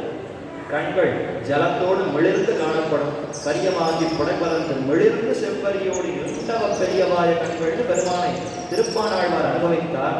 பக்தர்கள் எப்போது வருவார்கள்னு கண்களில் ஜலம் போர்த்து கொண்டு வரக்கூடிய பக்தர்களை எல்லாம் பார்த்து எப்பெருமான் ஆனந்த கண்ணீர் உகுக்குமா போலே சேவை சாதிக்கிறானா. கண்களில் துளி ஜலம் அப்படி எப்போதும் அது பிரகாசித்துக் கொண்டிருக்கும், அதைத்தான் மிளிர்ந்துன்னு சொன்னார். ஏன் அப்படி இருக்கிறதுன்னா உள்ளம் நினைந்திருத்தல் கனிந்திருத்தல். இவர்களுடைய குற்றங்கள் ஏதும் அறியாமல் இப்படி சம்சாரத்தில் கட்டப்படுகிறார்களேங்கிற அந்த உணர்வு பெருமானுக்கு இரக்கத்தை கண்கள் மூலமாக வெளிப்படுத்துகிறது. அதே போலத்தான் எம்பெருமானார் அதை விட இன்னும் இரக்கம். தயா சாகரம், தயைக்கே ஒரு இருப்பிடம். என்னதான ராமானுசரை கொண்டாடுகிறோம். காரே கருணை ராமானுசன் என் அப்படிப்பட்டவர். ஆர்திரதா பகுல கிருபா ரசேன, மிகவும் கிருபை, அது அப்படியே ரசம் வெள்ளமாக ஓடக்கூடிய திருக்கண்களோடு சேவை சாதித்தார். ஆர்திரேமே சமஜனி திருவாதிர நட்சத்திரத்தில் அவதரித்தார். அவர் யாரு? ஆதிசேஷனே அவதரித்தார். அந்த ஆதிசேஷன் எப்படி அவதரித்தாராம்? சுத்தாத்மா ஹிருதய நிவிட்ட கைட்டவாரி சக்ராங்கோ திருதசகல க்ஷமா கலாபா சர்வேஷாம் மருதவிநந்திதாத்ம விருத்தி சேஷத்துவம் பிரகடயதி ஸ்ம யோ அபரோக்ஷம். ஸ்ரீவைகுண்டத்தில் ஆதிசேஷன் கைங்கரியம் பண்ணுகிறார்னு காதால கேட்டுதான் தெரிந்து கொண்டிருக்கிறோம். பிரத்யட்சமா போய் பார்த்து ஆதிசேஷனை அனுபவித்தோம்னா இல்லையே. ஆனால் கீழே அவதரித்திருக்கக்கூடிய இந்த ராமானுசரை பார்த்தால் அவருடைய திருமேனியே ஆதிசேஷன் தான்றதை வழிகாட்டுகிறதாம். பல அடையாளங்கள் தெரிகிறது. சுத்தாத்மா, இருவரும் மிகவும் தூய்மையான ஒரு ஆத்மாவாக அமைந்திருக்கிறார்கள். அவர்களுடைய திருமேனியை பார்த்தாலே வெள்ளை வெள்ளத்தொரு பாம்பின் மேல் ஆழ்வார் தெரிவித்தா போல சுத்தமான வெள்ளையான திருமேனி கொண்டிருப்பவன் வைகுண்டத்தில் இருக்கக்கூடிய ஆதிசேஷன். இவர் எப்படி இருக்கிறார்னா பத்மகணத்திகள் பண்பேழுந்தன் பள்ளவமே நிரலும் வாமனமாகிய பைத்துவராடை பதித்த மருங்கழமும் எம்பெருமானார் எம்பார் அனுபவித்தா போல ஆச்சரியமான வெள்ளவடையங்கிற திருமேனியோடு சேவை சாதிக்கிறார். மாலை போன்ற வெளுத்த திருமேனியோடு தான் ராமானுசர் இருக்கிறாராம். அப்ப இது முதல் அடையாளமா. வைகுண்டத்தில் இருக்கிற ஆதிசேஷனை கண்ணால பார்த்ததில்லை, இவருடைய திருமேனியை பார்த்தாலே ஆதிசேஷன் தான் நன்றாக வெளிப்படுகிறது என்று தெரிவித்தார்கள். அடுத்து கைட்டவாரி ஹிருதய நிவிட்டகா, உள்ளம் எப்போதும் கைட்டவ ஹரி. கைட்டவாரினா மது கைட்டவங்கிற அசுரர்களை முடித்த எம்பெருமானை உள்ளத்தாலேயே தரிக்கிறார்களாம். அந்த எம்பெருமான் என் செவியின் வழிபுகுந்து என்னுள் நாய் அபிவின்றி யான் பெரிய நீ பெரிய என்பதனை யார் அறிவா ஊன்பெருமேனியாய் உள்ளு என்று நம்மாழ்வார் தெரிவித்தார். காதுகளாலே எம்பெருமான் உள்ளே புகுந்து உள்ளத்தில் இடம் பெற்று அங்கேயே வேற்று கொண்டிருக்கிறான். பனிக்கடலில் பள்ளிகோளை பழகவிட்டு ஓடி வந்தன் மணக்கடலுள் வாழவல்ல மாய மணாள நம்பின்னு ஆழ்வார்கள் அனுபவித்தார்களே. அதே போல ஆதிசேஷன் தன்னுடைய மடியிலேயே எம்பெருமான கொண்டிருந்தான். பரமாத்மாவுக்கு எது அடையாளம் என்று கேட்டால் சேஷசாயித்வம், அதுதான் முதல் அடையாளம். என்ன பெரியோர்கள்லாம் தெரிவிக்கிறார்கள். எத்தனையோ அடையாளம் இருக்கட்டும், யாரொருவன் ஆதிசேஷன் படுக்கையிலே சயனித்துக் கொண்டிருக்கிறானோ அவன் தான் ஜகத்துக்கெல்லாம் சுவாமி. எங்கு தெரியும்? அசேஷ சிதச்சித் வஸ்து சேஷினே சேஷசாயினே நிர்மலானந்த கல்யாண நிதையே விஷ்ணவே நமகான் வேதாந்த சங்கிரகத்தினுடைய தொடக்கத்திலே சுவாமி ராமானுசர் பரபிரமத்துக்கு அடையாளத்தை தெரிவித்தார். அச்சேத சிதஜித் வஸ்து சேஷியே, அச்சித்து சித்து ஒன்று மிச்சமில்லாமல் அனைத்து தத்துவங்களுக்கும் சேஷியாய் தலைவனாக இருப்பவர் யார் சுவாமினா சேஷசாயினே. ஆதிசேஷ படுக்கையிலே உலகமெல்லனையானாக சயனித்துக் கொண்டிருப்பவன் தான் அச்சேத சிதஜித் வஸ்துக்களுக்கும் சேஷியா இருக்க முடியும். இந்த ஊர் அரசர்கள் வேண்டுமானால் சில ராஜ்யம் சில பிரதேசங்களுக்கு அரசனாக இருக்க முடியும். ஏன் இந்திரன் தேவலோகத்துக்கு அதிபதியாக இருக்க முடியும். பிரம்மம் அனைத்து அண்டத்துக்கும் அதிபதியாக இருக்க முடியும். ஆனால் அனைத்து சேதன அச்சேதனங்களுக்கும் ஒரு சுவாமி இருப்பாரானா சேஷசாயி தான் அந்த சுவாமி. அவர் தான் பரமாத்மான்னு அடையாளம் காட்டினாரா. அப்ப ஆதிசேஷன் என்பவர் பரமாத்மாவுக்கு இன்றியமையாத அடையாளமாக இருக்கிறார். அவர் தான் பெருமானை தரிக்கிறார். அந்தமே கிடையாது எம்பெருமானுக்கு. அவருக்கு ஒரு ஆதி, இதுதான் தொடக்கம், இது நடு, இது முடிவுன்னு சொல்ல முடியுமானா சஹஸ்ராட்சா சஹஸ்ரபாத் என்ன புருஷ சூக்தம் கொண்டாடித்து சகசிரசீருஷா புருஷா, ஆயிரமாயிரமான தலைகள், ஆயிரமாயிரமான திருத்தோள்கள், ஆயிரமாயிரமான திருவடிகள் என்ன எம்பெருமானுக்கு ஒரு அளவே சொல்ல முடியாதுன்னு குறிப்பிட்டதா? அப்படிப்பட்ட எம்பெருமானை தன்னுடைய மடியிலே வைத்து இதோ பரமாத்மா நமக்கு காட்டி விடுகிறாரே. அப்ப அவர் அனந்தனா, இவர் அனந்தனா? சத்தியம் ஞானம் அனந்தம் பிரம்மான்னு பிரம்மத்தை அனந்தம் உபனிஷத் தெரிவித்தது. அவர் அனந்தமாக இருந்தாலும் அனந்தன் ஆதிசேஷனுடைய மடியிலே அடக்கி விட்டாரே. அப்ப எல்லையில்லாத எம்பெருமானும் தன்னுடைய மடியிலே அடக்கி காட்டினார்னா சதா அந்த எம்பெருமானும் தன்னுடைய உள்ளத்திலேயும் மடியிலையும் கொண்டிருப்பவர் ஆதிசேஷன். இதுவும் இவருடைய உள்ளத்தை பாருங்க, ராமானுஜருடைய உள்ளத்தை பார்த்தால் இருப்பிடம் வைகுண்டம் வேங்கடம் மாலிரும் சோலை என்னும் பொறுப்பிடம் மாயனுக்கென்பர் நல்லோ அவைதம்முறும் இருப்பிடம் வந்து ராமானுஜன் மனத்து இன்னவன் வந்திருப்பிடம் இந்த நிதயத்துக்குள்ளேன்னு திருவரங்கத்தை முதனார். அந்த இருப்பிடம் எல்லாம் என்னைக்கோ காலி பண்ணிட்டார். பெருமான் வைகுண்டத்துல இருக்கார், திருவேங்கடமலையானா திருவேங்கடமலையில இருக்கார்னு பல இடங்கள் முன்னாடி நல்லவர்கள் சொல்லிக் கொண்டிருந்தார்கள். ஆனால் எப்பொழுது ராமானுஜர் வந்து விதித்தாரோ அவருடைய திருவுள்ளம் தான் நமக்கு இருப்பிடம்னு அத்தனை வாசஸ்தானங்களையும் கல்லும் கனகடலும் வைகுந்த வானாடும் புள்ளன் பொழிந்தனவோடு அத்தனையும் விட்டுட்டு ஓடி வந்தான்னு அற்புதமா தெரிவிக்கிறான். அப்ப பெருமான தன்னுடைய ஹிருதயத்துல தரிப்பவர் ராமானுஜரா ஆதிசேஷனை போலவே இருக்கிறாரே இந்த ஒத்துமை தெரிந்ததாம். இத மாதிரி மேலே சக்கராம்போ ஆதிசேஷனுடைய அந்த பின் படத்தை பார்த்தால் சக்கரம் சங்கம் பொறி ஒத்தின அந்த அடையாளம் தெரியும். அத மாதிரி சுவாமியினுடைய பாகுமூலங்கள்ல பார்த்தால் எப்போதும் சங்க சக்கர முத்திரங்களை தாங்கிக் கொண்டு சேவை சாதிக்கிறார். திருத சகல க்ஷமா கலாபகா, அனைத்து ஆத்ம குணங்களுக்கும் ஒரே இருப்பிடமாக இருப்பவர் ஆதிசேஷனும் சரி, அதே போல சுவாமி ராமானுஜரும் சரி. திருத சகல க்ஷதா கலாபகா, அனைத்து பிரிதிவுகளையும் தரிப்பவன், 7 உலகங்களையும் ஆதிசேஷன் தரிக்கிறார்ன்றது ஆதிசேஷபரமான அர்த்தம். அப்போ திருத சகல க்ஷதா கலாபகா, ஷிதவுனா பூமின்னு அர்த்தம். அனைத்து பூவுலகங்கள் அத்தனை ஜகத்தையும் ஆதிசேஷன் தன்னுடைய பணங்களால்தான் தரிக்கிறாராம். ஆதிசேஷன் தரிக்கிறாரா நம்மள கண்ணால பார்த்து தெரிஞ்சுக்க முடியாது. இதோ அத்தனை குணங்களையும் கொண்டிருக்கக்கூடிய ராமானுஜர் தான் நம்ம எல்லாம் தரிக்கிறார். இவர் இல்லைன்னா நமக்கு இன்னைக்கு எம்பெருமான்ற ஒரு நாமம் கூட நமக்கு தெரிஞ்சிருக்காது. நாராயண நாமம் இதுதான், இதுவர் தான் நமக்கு பரமாத்மாங்கிறது, சேஷி இவர் தான், இவர் காட்டி கொடுத்தாங்கிறது நமக்கு எப்படி தெரிஞ்சிருக்கும்? அப்ப ராமானுஜர் தான் ஆதிசேஷன் என்று சொல்லி மருதவிநந்திதாத்ம விருத்திகி, மருத அபிநந்திதாத்ம விருத்திகி. ஆதிசேஷன் இருக்காரே சேஷன், பாம்புகளுக்கெல்லாம் என்ன சுபாவம்? இறை கிடைத்தால் அந்த ஆகாரத்தை உண்டு வாழும். ரொம்ப காலத்துக்கு இறை கிடைக்கலன்னா கூட அது நன்றாக வாழும். எப்படின்னா காற்றையே புசித்து வாழுமா. அப்பக்ஷகா வாயுபக்ஷகான்னு சில ரிஷிகள் எல்லாம் தபஸ் செய்கிற காலத்திலே உணவு உட்கொள்ளாமல் காற்றையே உணவாக புசித்து வாழ்வார்களாம். அத மாதிரி நாகங்கள் பாம்புகளுக்கு சுபாவம் என்னன்னா இயற்கையில உணவு கிடைத்தால் உண்டு வாழும், கிடைக்கவில்லையா அந்த காற்றையே புசித்து அதையே உண்டு வாழுமா. அத மாதிரி ஆதிசேஷன் இருக்கிறார். ராமானுஜர் அப்படிப்பட்டவர் தான். அவர் மருத அபிநந்திதாத்ம விருத்தி என்றார். உயர்ந்த நல்லோர்கள் அத்தனை பேரும் கொண்டாடக்கூடிய ஒரு சுத்த ஆத்மாவாக குணங்களோடு கூடியிருக்கிறார். என்ன இதனாலெல்லாம் ஆதிசேஷன்னு இவர் நன்றாக தெரிகிறாரேன்னு ஆச்சாரியர்கள்லாம் கொண்டாடினார்கள். மேலையும் தெரிவித்தார். ஏன் இப்படி வந்து அவதரித்தார்னா வக்ரோத் விஷம விஷாகுல விஜித்வா வியாபாரம் விஜித விஜித்ம கர்ப்பபங்கி பௌஜங்கம் பகுரபகாய சேஷபோகி யத்ரூபம் திரிபுவனவந்திதம் ஜகாம. ஆதிசேஷன் வைகுண்டத்தில் இருக்காரே, அவர் நம்மையே ஒரு தடவை பார்த்து கொண்டார். நம்ம உடல் எப்படி இருக்கு? வக்ரோத் விஷம விஷாகுல விஜித்வா வியாபாரம், 2 நாக்குகளோடு கூடியிருக்கிறார் ஆதிசேஷன். அவர் எங்கேயாவது சென்று நகர வேண்டும்னாலும் வளைந்து வளைந்து செல்கிறாரா? நேர வராத செல்ல முடியாது. பாம்பு வளைந்து வளைந்து தானே செல்லும்.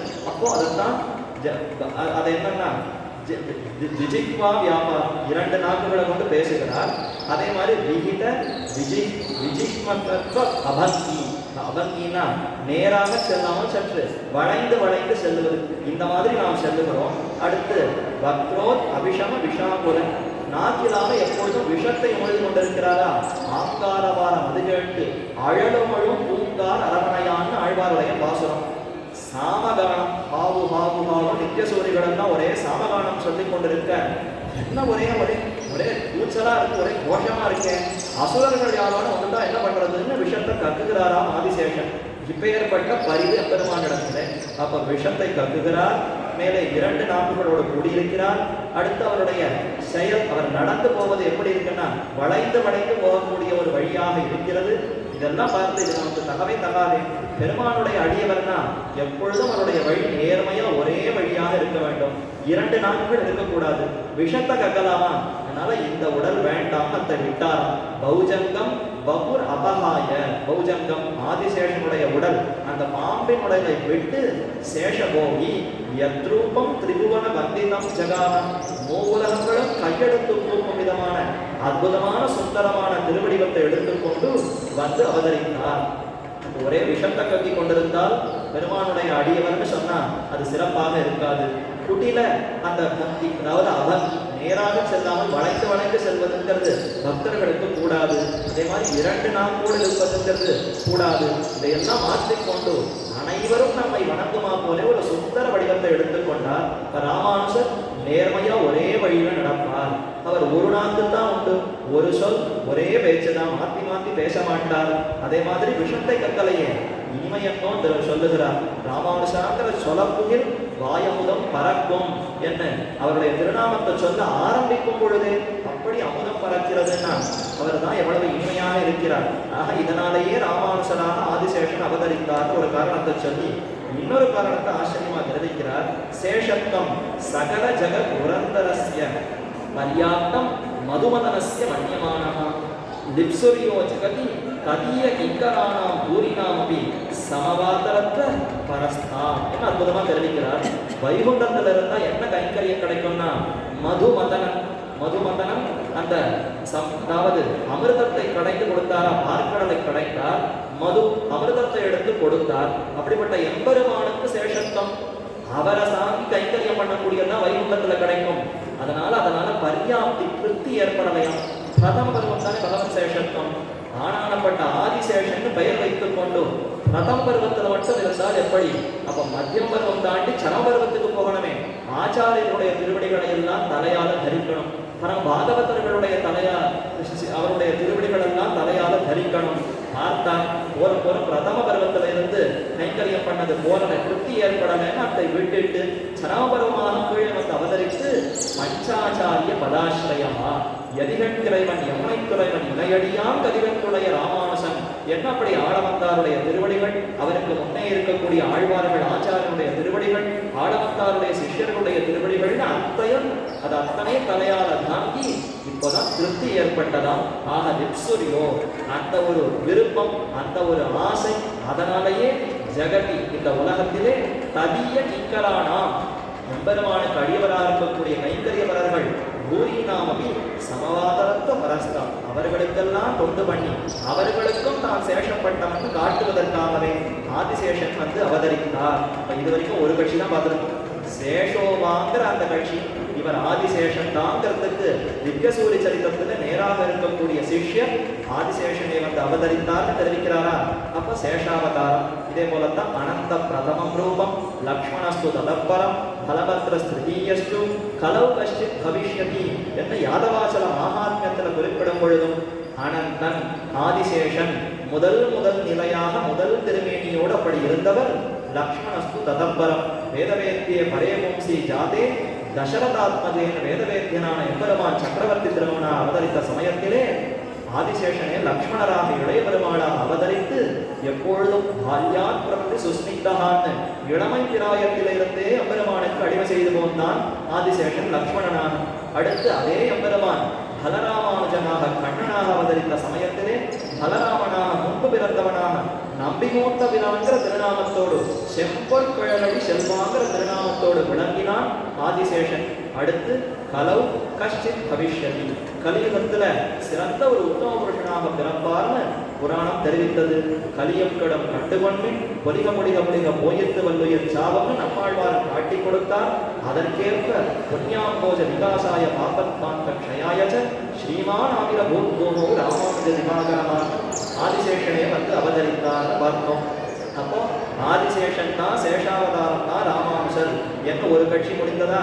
இப்ப அடுத்ததுக்கு வருவோம். சேஷோவா சைன்ய நித்திய நாதோபா, இப்படியே இவர் ஆதிசேஷனுடைய அவதாரமாக மட்டும் கொண்டாடப்படுகிறார் என்ன அடுத்து யார் தெரிவிக்கிறார்னா ஸ்ரீமான் வெங்கடநாதாரியா கவிதார்க்கிக கேசரி வேதாந்தாச்சாரிய வர்யோமே சன்னிதர்த்தாம் சதாகிருதி என்ன தனியம் கொண்டிருக்கக்கூடிய ஆச்சரியமான ஆச்சாரியர் வேதாந்தாச்சாரியர். அவர் தெரிவிக்கிறார் எதிராஜ சப்ததி, எதிராஜம் எதிகளுக்கெல்லாம் தலைவன். இப்ப அந்த திருநாமத்துக்கு விளக்கம் பின்னாடி தான் பார்க்க போறோம். எதிராஜன் ஒருவரா மூவரா பலரானத்தானே கொண்டிருக்கிறோம். அப்ப எதிராஜங்கிற திருநாமே இந்த மூணையும் காட்டுகிறது. என்ன அற்புதமா ஆச்சாரியர்கள் தெரிவிக்கிறார்கள், அந்த பின்பு பார்ப்போம். இப்ப ராமானுசர் ஆதிசேஷனுடைய அவதாரம்னு பார்ப்போம். அந்த எதிராசன் ராமானுசன் இல்ல சேனமுதலியாருடைய அவதாரம்னு மற்றொரு ஸ்லோகத்துல தெரிவிக்கிறார். நானாபூதை ஜெகதி சமயை நர்மலீலாம் விதிசோகோ அத்யாம்பரணம் அதயதீவோ ராதிமம் யூகவேதே விஸ்வம் திராபம் விஷயநியதம் வியஞ்சிதானுகிரஹசன் விஸ்வக்சேனோ எதிபதிரபு வேத்ரசாரஸ்திரிதண்டா. என்ன ஆச்சரியமா எதிராஜ சப்ததியிலே தெரிவிக்கிறார். எம்பெருமானா எப்படிப்பட்டவர்? சேனமுதலியாருடைய அவதாரம். அவரே வந்து அவதரித்தார். இந்த ஜெகத்துல அனைத்து சமயங்களையும் உண்டாக்கி வணங்கும் சமயம் பலபலவாக்கி மதிவிகற்பால் பிணங்கும் சமயம் அவையவைதோறும் அனந்து பலபலவாக்கி நின்மூர்த்தி வல்போத்தில் எழுத்து வைத்தாய்னு இனக்கு நின்னோரையெல்லாம் நின்கண் வேட்கை எழுவிப்பனேன்னு திருவிருத்தத்துல நம்மாழ்வாருடைய பாசுரம். பல பல சமயங்களை எம்பெருமானை ஆக்கி வைத்தார். சாக்கியம் சமணம் பௌத்தம் என்று பல பல சமயங்கள் இருக்கா. வேதத்தை ஒப்புக்கொள்ளாத சமயங்கள் பாஹ்ய சமயங்கள். வேதத்தையே ஒப்புக்கொள்ளல, கண்டதே காட்சி கொண்டதே கோலம் பிரத்யக்ஷம் அனுமானம் இதுதான் முக்கியம் என்று அதன்படியே உலகம் உண்டுன்னு நிரூபிப்பவர்கள் பாஹ்ய மதங்கள். இந்த வேதம் பிரமாணம் அதற்கு ஏற்றாற் போல சில கருத்துக்களை சொல்லுபவர்கள். அவர்கள் தான் வேதத்தை ஒப்புக்கொண்டு இருப்பவர்கள். ஆனா அதுலயும் ரெண்டு குதிருட்டிகள். சரியா வேதாந்த அர்த்தத்தை சொல்லுபவர்கள் ரெண்டா பிரிச்சுக்கணும். குதிருட்டிகள்னா வேதத்தை இசைக்கிறார்கள், ஆனா அர்த்தத்துல தப்பா தவறாக புரிந்து கொண்டு இந்த வாக்கியங்கள் தான் சரி, இதுதான் முக்கியமான வாக்கியங்கள், இதுதான் மகா வாக்கியங்கள்னு அர்த்தம் கொண்டு அத்தனை மற்ற வாக்கியங்களை எல்லாம் தள்ளிவிடுகிறார்கள். அது செய்யலாமோ? வேத நூல் ஓதுகின்றது உண்மையற்றது இல்லையேன்னு திருமழிசையாழ்வார் சாதித்தார். சத்தியம் சத்தியம் புனசத்தியம் உத்ருச்சிய புஜமுச்சதே வேதசாஸ்திராத் பரம் நாஸ்தி ந தெய்வம் கேசவாத் பரம். வேதம் முழுக்க சத்தியம்னு பிரமாணமிட்டு சபதமிட்டார் வேதவியாசர். அதுல சில வாக்கியங்கள் மகா வாக்கியங்கள், சில வாக்கியங்கள் சாமானியப்பட்ட வாக்கியங்கள், இதுதான் உயர்ந்ததுன்னு தள்ளுவதற்கு நாம் யார்? அனைத்து வேத வாக்கியங்களையும் பொருத்த விட்டு அர்த்தம் செய்தவர் சுவாமி ராமானுஜர். அப்ப அப்படிப்பட்ட மதங்கள் சில, திருஷ்டி மதங்கள் சில, திருஷ்டி பார்வை சரியாக இல்லாத மதங்கள் சிலவா. இப்படி பல பல சமயங்களை யார் ஏற்படுத்தினார்னா பெருமான் ஏற்படுத்தினார். தேவையா ஒழுங்கா ஒரு ஸ்ரீ வைஷ்ணவ சம்பிரதாயத்தை ஏற்படுத்தி இருந்தா எல்லோருமே தெரிஞ்சு அவருடைய திருவடிகளை பணிந்திருப்போமே, கேட்பதற்கு நல்லாதான் இருக்கு. இப்போ வைகுண்டத்துக்கும் இருக்கும் என்ன வித்தியாசம்? ஸ்ரீ வைகுண்டத்துல சரியா சேஷத்துவம் தெரிந்து பாரதத்தியம் தெரிந்து கைங்கரியம் தான் புருஷார்த்தம்னு தெரிந்திருப்பவர்கள் அங்கிருக்கிறார்கள். லீலா விபூதியிலும் அதே மாதிரி தான் எல்லோரும் பெருமான காட்பட்டவர்களா இருக்கிறார்கள்னா லீலையே இல்லையே, விளையாட்டே இல்லையே. அப்ப ஒரு விளையாட்டிற்காகத்தான் எம்பெருமான் இந்த விபூதியை கொண்டிருக்கிறான்னா பல பல சமயங்களை எம்பெருமானே ஆக்குகிறான். தானே கள்ள வேடத்தை கொண்டு போய் புறம்புக்க வாரம் என்று பௌத்தனாக புத்தனாக பிறந்து பௌத்த சமயத்தை ஏற்படுத்தினான். இதே மாதிரி கபிலாச்சாரியராக பிறந்து சாங்கிய மதத்தை ஏற்படுத்தினான்னு பல பல மதங்களை ஏற்படுத்தினான். அதைத்தான் தெரிவித்தார். நானாபூத்தையர் ஜெகதி சமய நிர்மலீனாம் விதிசோகோ அந்யம்பரணம் பிரதயதி விபோ ஆதிமம் யூகவேதே. பெருமான் யூகத்திலே நான்காக தன்னை பிரித்து கொண்டிருக்கிறான். சங்கர்ஷணன், பிரத்யும்னன், அனிருத்தன், வாசுதேவன், நான்கு திருமூர்த்திகளா நான்கு நிறங்களோடு பெருமான் சேவை சாதிப்பானாம். அதுல கலியுகத்திலே கரியவனாக கருப்பு திறம் கொண்டிருப்பவனாகத்தான் சேவை சாதிக்கிறார். அதுதான் இயற்கை வர்ணம். பெருமான் இயற்கையில எப்படி இருப்பவன்னா கரியவன். மால் பெருமானுக்கு திருநாமா. அந்த மால் என்ன சொல்லுகிறது? கருமை, நெடுமை, மையகமானு தமிழர்கள் அர்த்தம் பண்ணினார்கள். மால்னு பெருமானுக்கு திருநாமம் இருக்கு. அதுக்கு என்ன அர்த்தம்? கருப்பு நிறம் கொண்டிருப்பவன் மால், சிறந்த பெருமை கொண்டிருப்பவன், நெடியவன், அதனாலே மால். அன்பு, எல்லையில்லாத அன்பு. அடியவர்களை பார்த்தா ஒரே பைத்தியம் பித்து. அன்பன் தன்னை அடைந்தவர்களுக்கெல்லாம் அன்பன் பாசனமா. யாரெல்லாம் உனக்கு அடியவன் சொன்னா அவர்களிடத்துல அலாதியான அன்பு. அந்த அன்புனால மால்னு பெருமாளுக்கு திருநாமம். அப்ப இயற்கையில மால் கரியவன் தான். அதை எந்த யுகத்துல வெளிப்படுத்துகிறார்னா நாம வாழ்ற கலியுகத்துல தான் பெருமான் தன்னுடைய இயற்கை நிறத்தை வெளிப்படுத்துகிறான். அதை சேவிக்க வேண்டும் தான் ஆசைப்படுகிறார்கள். நீ கிருத்த யுகத்துல பாதை போல இருந்தாய், ஸ்ரேதா யுகத்துல சிகப்பு நிறத்தோடு இருந்தாய், துவாபர யுகத்துல பச்சை நிறத்தோடு இருந்தாய்னா அதெல்லாம் வேண்டாம். கரிய திருமேனி அதை பார்க்கிறச்சதான் மனசு அப்படியே ஆர்வரிக்கிறது, தாபமெல்லாம் தீருகிறது, என்ன அதை பார்க்க வேண்டும் ஆசைப்படுகிறார்கள். அப்படி பெருமான் கலியுகத்தில் இருக்கிற சமயத்துல சேன முதலியார் பார்த்தார், என்ன இது நம்ம சுவாமி இந்த மாதிரி பல மதங்களை ஏற்படுத்தி வச்சா நாம தான் போய் இதையெல்லாம் சீர் பண்ணணும்னு சேன முதலியார் அவதரித்து கொண்டாராம். விஷயநியதம் விஸ்வம் திராதும், சிற்றின்பங்களிலேயே ஈடுபட்ட உலகத்தை தன்னுடைய வசத்தில் ஆக்க வேண்டும், திராதம் காப்பதற்கான வியஞ்சித அனுக்கிரக சன் வெளிக்காட்டிய தம் திருவுள்ளத்தை உடையவராய் யதிபதி அவரு வேத்திரசார ஸ்திரிதண்டா. எதிராஜன் யார் சுவாமினா வேத்திரசாரம், வேத்திரத்தை கையில ஏந்தி திருப்பிறப்பை கையில ஏந்திருக்கக்கூடிய சேன முதலியாரே எதிராஜராக அவதரித்தார். சேன முதலியாரை அவதரித்தார். நித்திய சூரிகளை வழி நடத்துகிறார்னு பார்த்தோமா, அந்த உலகத்துல வழி நடத்துறது போறோம். இந்த உலகத்துல இங்க இருப்பவர்கள் எல்லாம் வழி நடத்தணுங்கிறதுக்காக திருப்பிறப்பை எடுத்துக்கொண்டு இங்கே எதிராஜர் திரிதண்டமாக அதை கொண்டு எதிராஜராக அவதரித்தார். வேத்திரசார திரிதண்டாக. அங்க ஒரு பிரம்பு, நம்ம ஊர் முக்குணம் கலந்திருக்கா, அது ஒரே சத்தகுணம், சுத்த சத்தகுணத்தோடு இருக்கு. ஒரு பிரம்பே வேண்டாம், எதை நினைத்தாலும் அதன் நினைவுக்கு நடந்து நினைவின்படி நடப்பவர்கள் நித்திய சூரிகள். இங்க சொல்லு செயல் எதை பண்ணாலும் தானம் வேதம் தண்டம் ஏதோ பல முயற்சிகள் சொல்றாங்க, எதை பண்ணாலும் கேட்காத ஜனங்கள். அதனால மூன்று கோள்கள் முக்கோள்களை கொண்டு வேத்திரசார ஸ்திரிதண்டமான எதிராஜர் அவதரித்தார். எதற்குன்னா நம்ம எல்லாம் வழிநடத்தி காப்பதற்காகவே அவதரித்தாரா. இது அற்புதமாக வேதாந்தாச்சாரியர் தெரிவிக்கக்கூடிய அர்த்தம். அப்ப சேனைநாதனுடைய அவதாரம், சேனநாதனே அவதரித்தார் என தெரிவிக்கிறார். எதனாலேனா நிர்வாகத்திறன், சுவாமி ராமானுஜருடைய நிர்வாகத்திறன்னா இந்த கோயில் தான் சாட்சி. எத்தனை அற்புதமாக இந்த திவதேசத்தை நிர்வகித்திருக்கிறார். ஒரு புறப்பாடாக இருக்கட்டும், ஒரு உற்சவமாக இருக்கட்டும், தினப்படி நடக்கக்கூடிய திருவாராதனமாக இருக்கட்டும், மால கைங்கரியமாக இருக்கட்டும், 10 பரிவாரம் அனைத்தையும் ஏற்படுத்தி ஒன்றோடு ஒன்று ஒரு தடையும் இல்லாமல் ஒரு விரோதமும் இல்லாமல் எல்லாம் சரிவர நடத்தி கொண்டிருக்கிறார். இன்னைக்கும் தென்னரங்கம் செல்வமுத்தம் திருத்தி வைத்தான் வாழியேன்னு அவர் சொன்னபடி அவர் என்ன ஏற்படுத்தினாரோ அந்த கட்டளைக்கு உட்பட்டு தான் நடந்து கொண்டிருக்கிறது. ஆக தென்னரங்கன் செல்வமுத்தம் திருத்தி வைத்தான்னா வெறும் திருவரங்கநாதனுடைய இந்த திருக்கோயில் செல்வத்தை மட்டும் திருத்தினார்னு அர்த்தம் இல்லை. ஆறாமம் சூழ்ந்த வரங்கம், சிறிய திருமடல் தெரிவிக்கிறாரா, எல்லாம் தோட்டமா பல திவதேசங்கள் இருக்கான். நடுவில் இருக்கக்கூடிய ஒரு பெரிய அரண்மனை அந்தப்புறம் தலைமையான இடம் போலத்தான் திருவரங்கம் இருக்குது. மற்ற திவ்யதேசங்கள் எல்லாம் ஆறாமம் தோட்டங்களை போல. அப்ப திருவரங்கத்தினுடைய செல்வம் தானே மற்ற திவ்யதேசங்கள். அப்ப அனைத்து திவ்யதேசங்களையும் திருத்தினவர் ராமானுஜர்.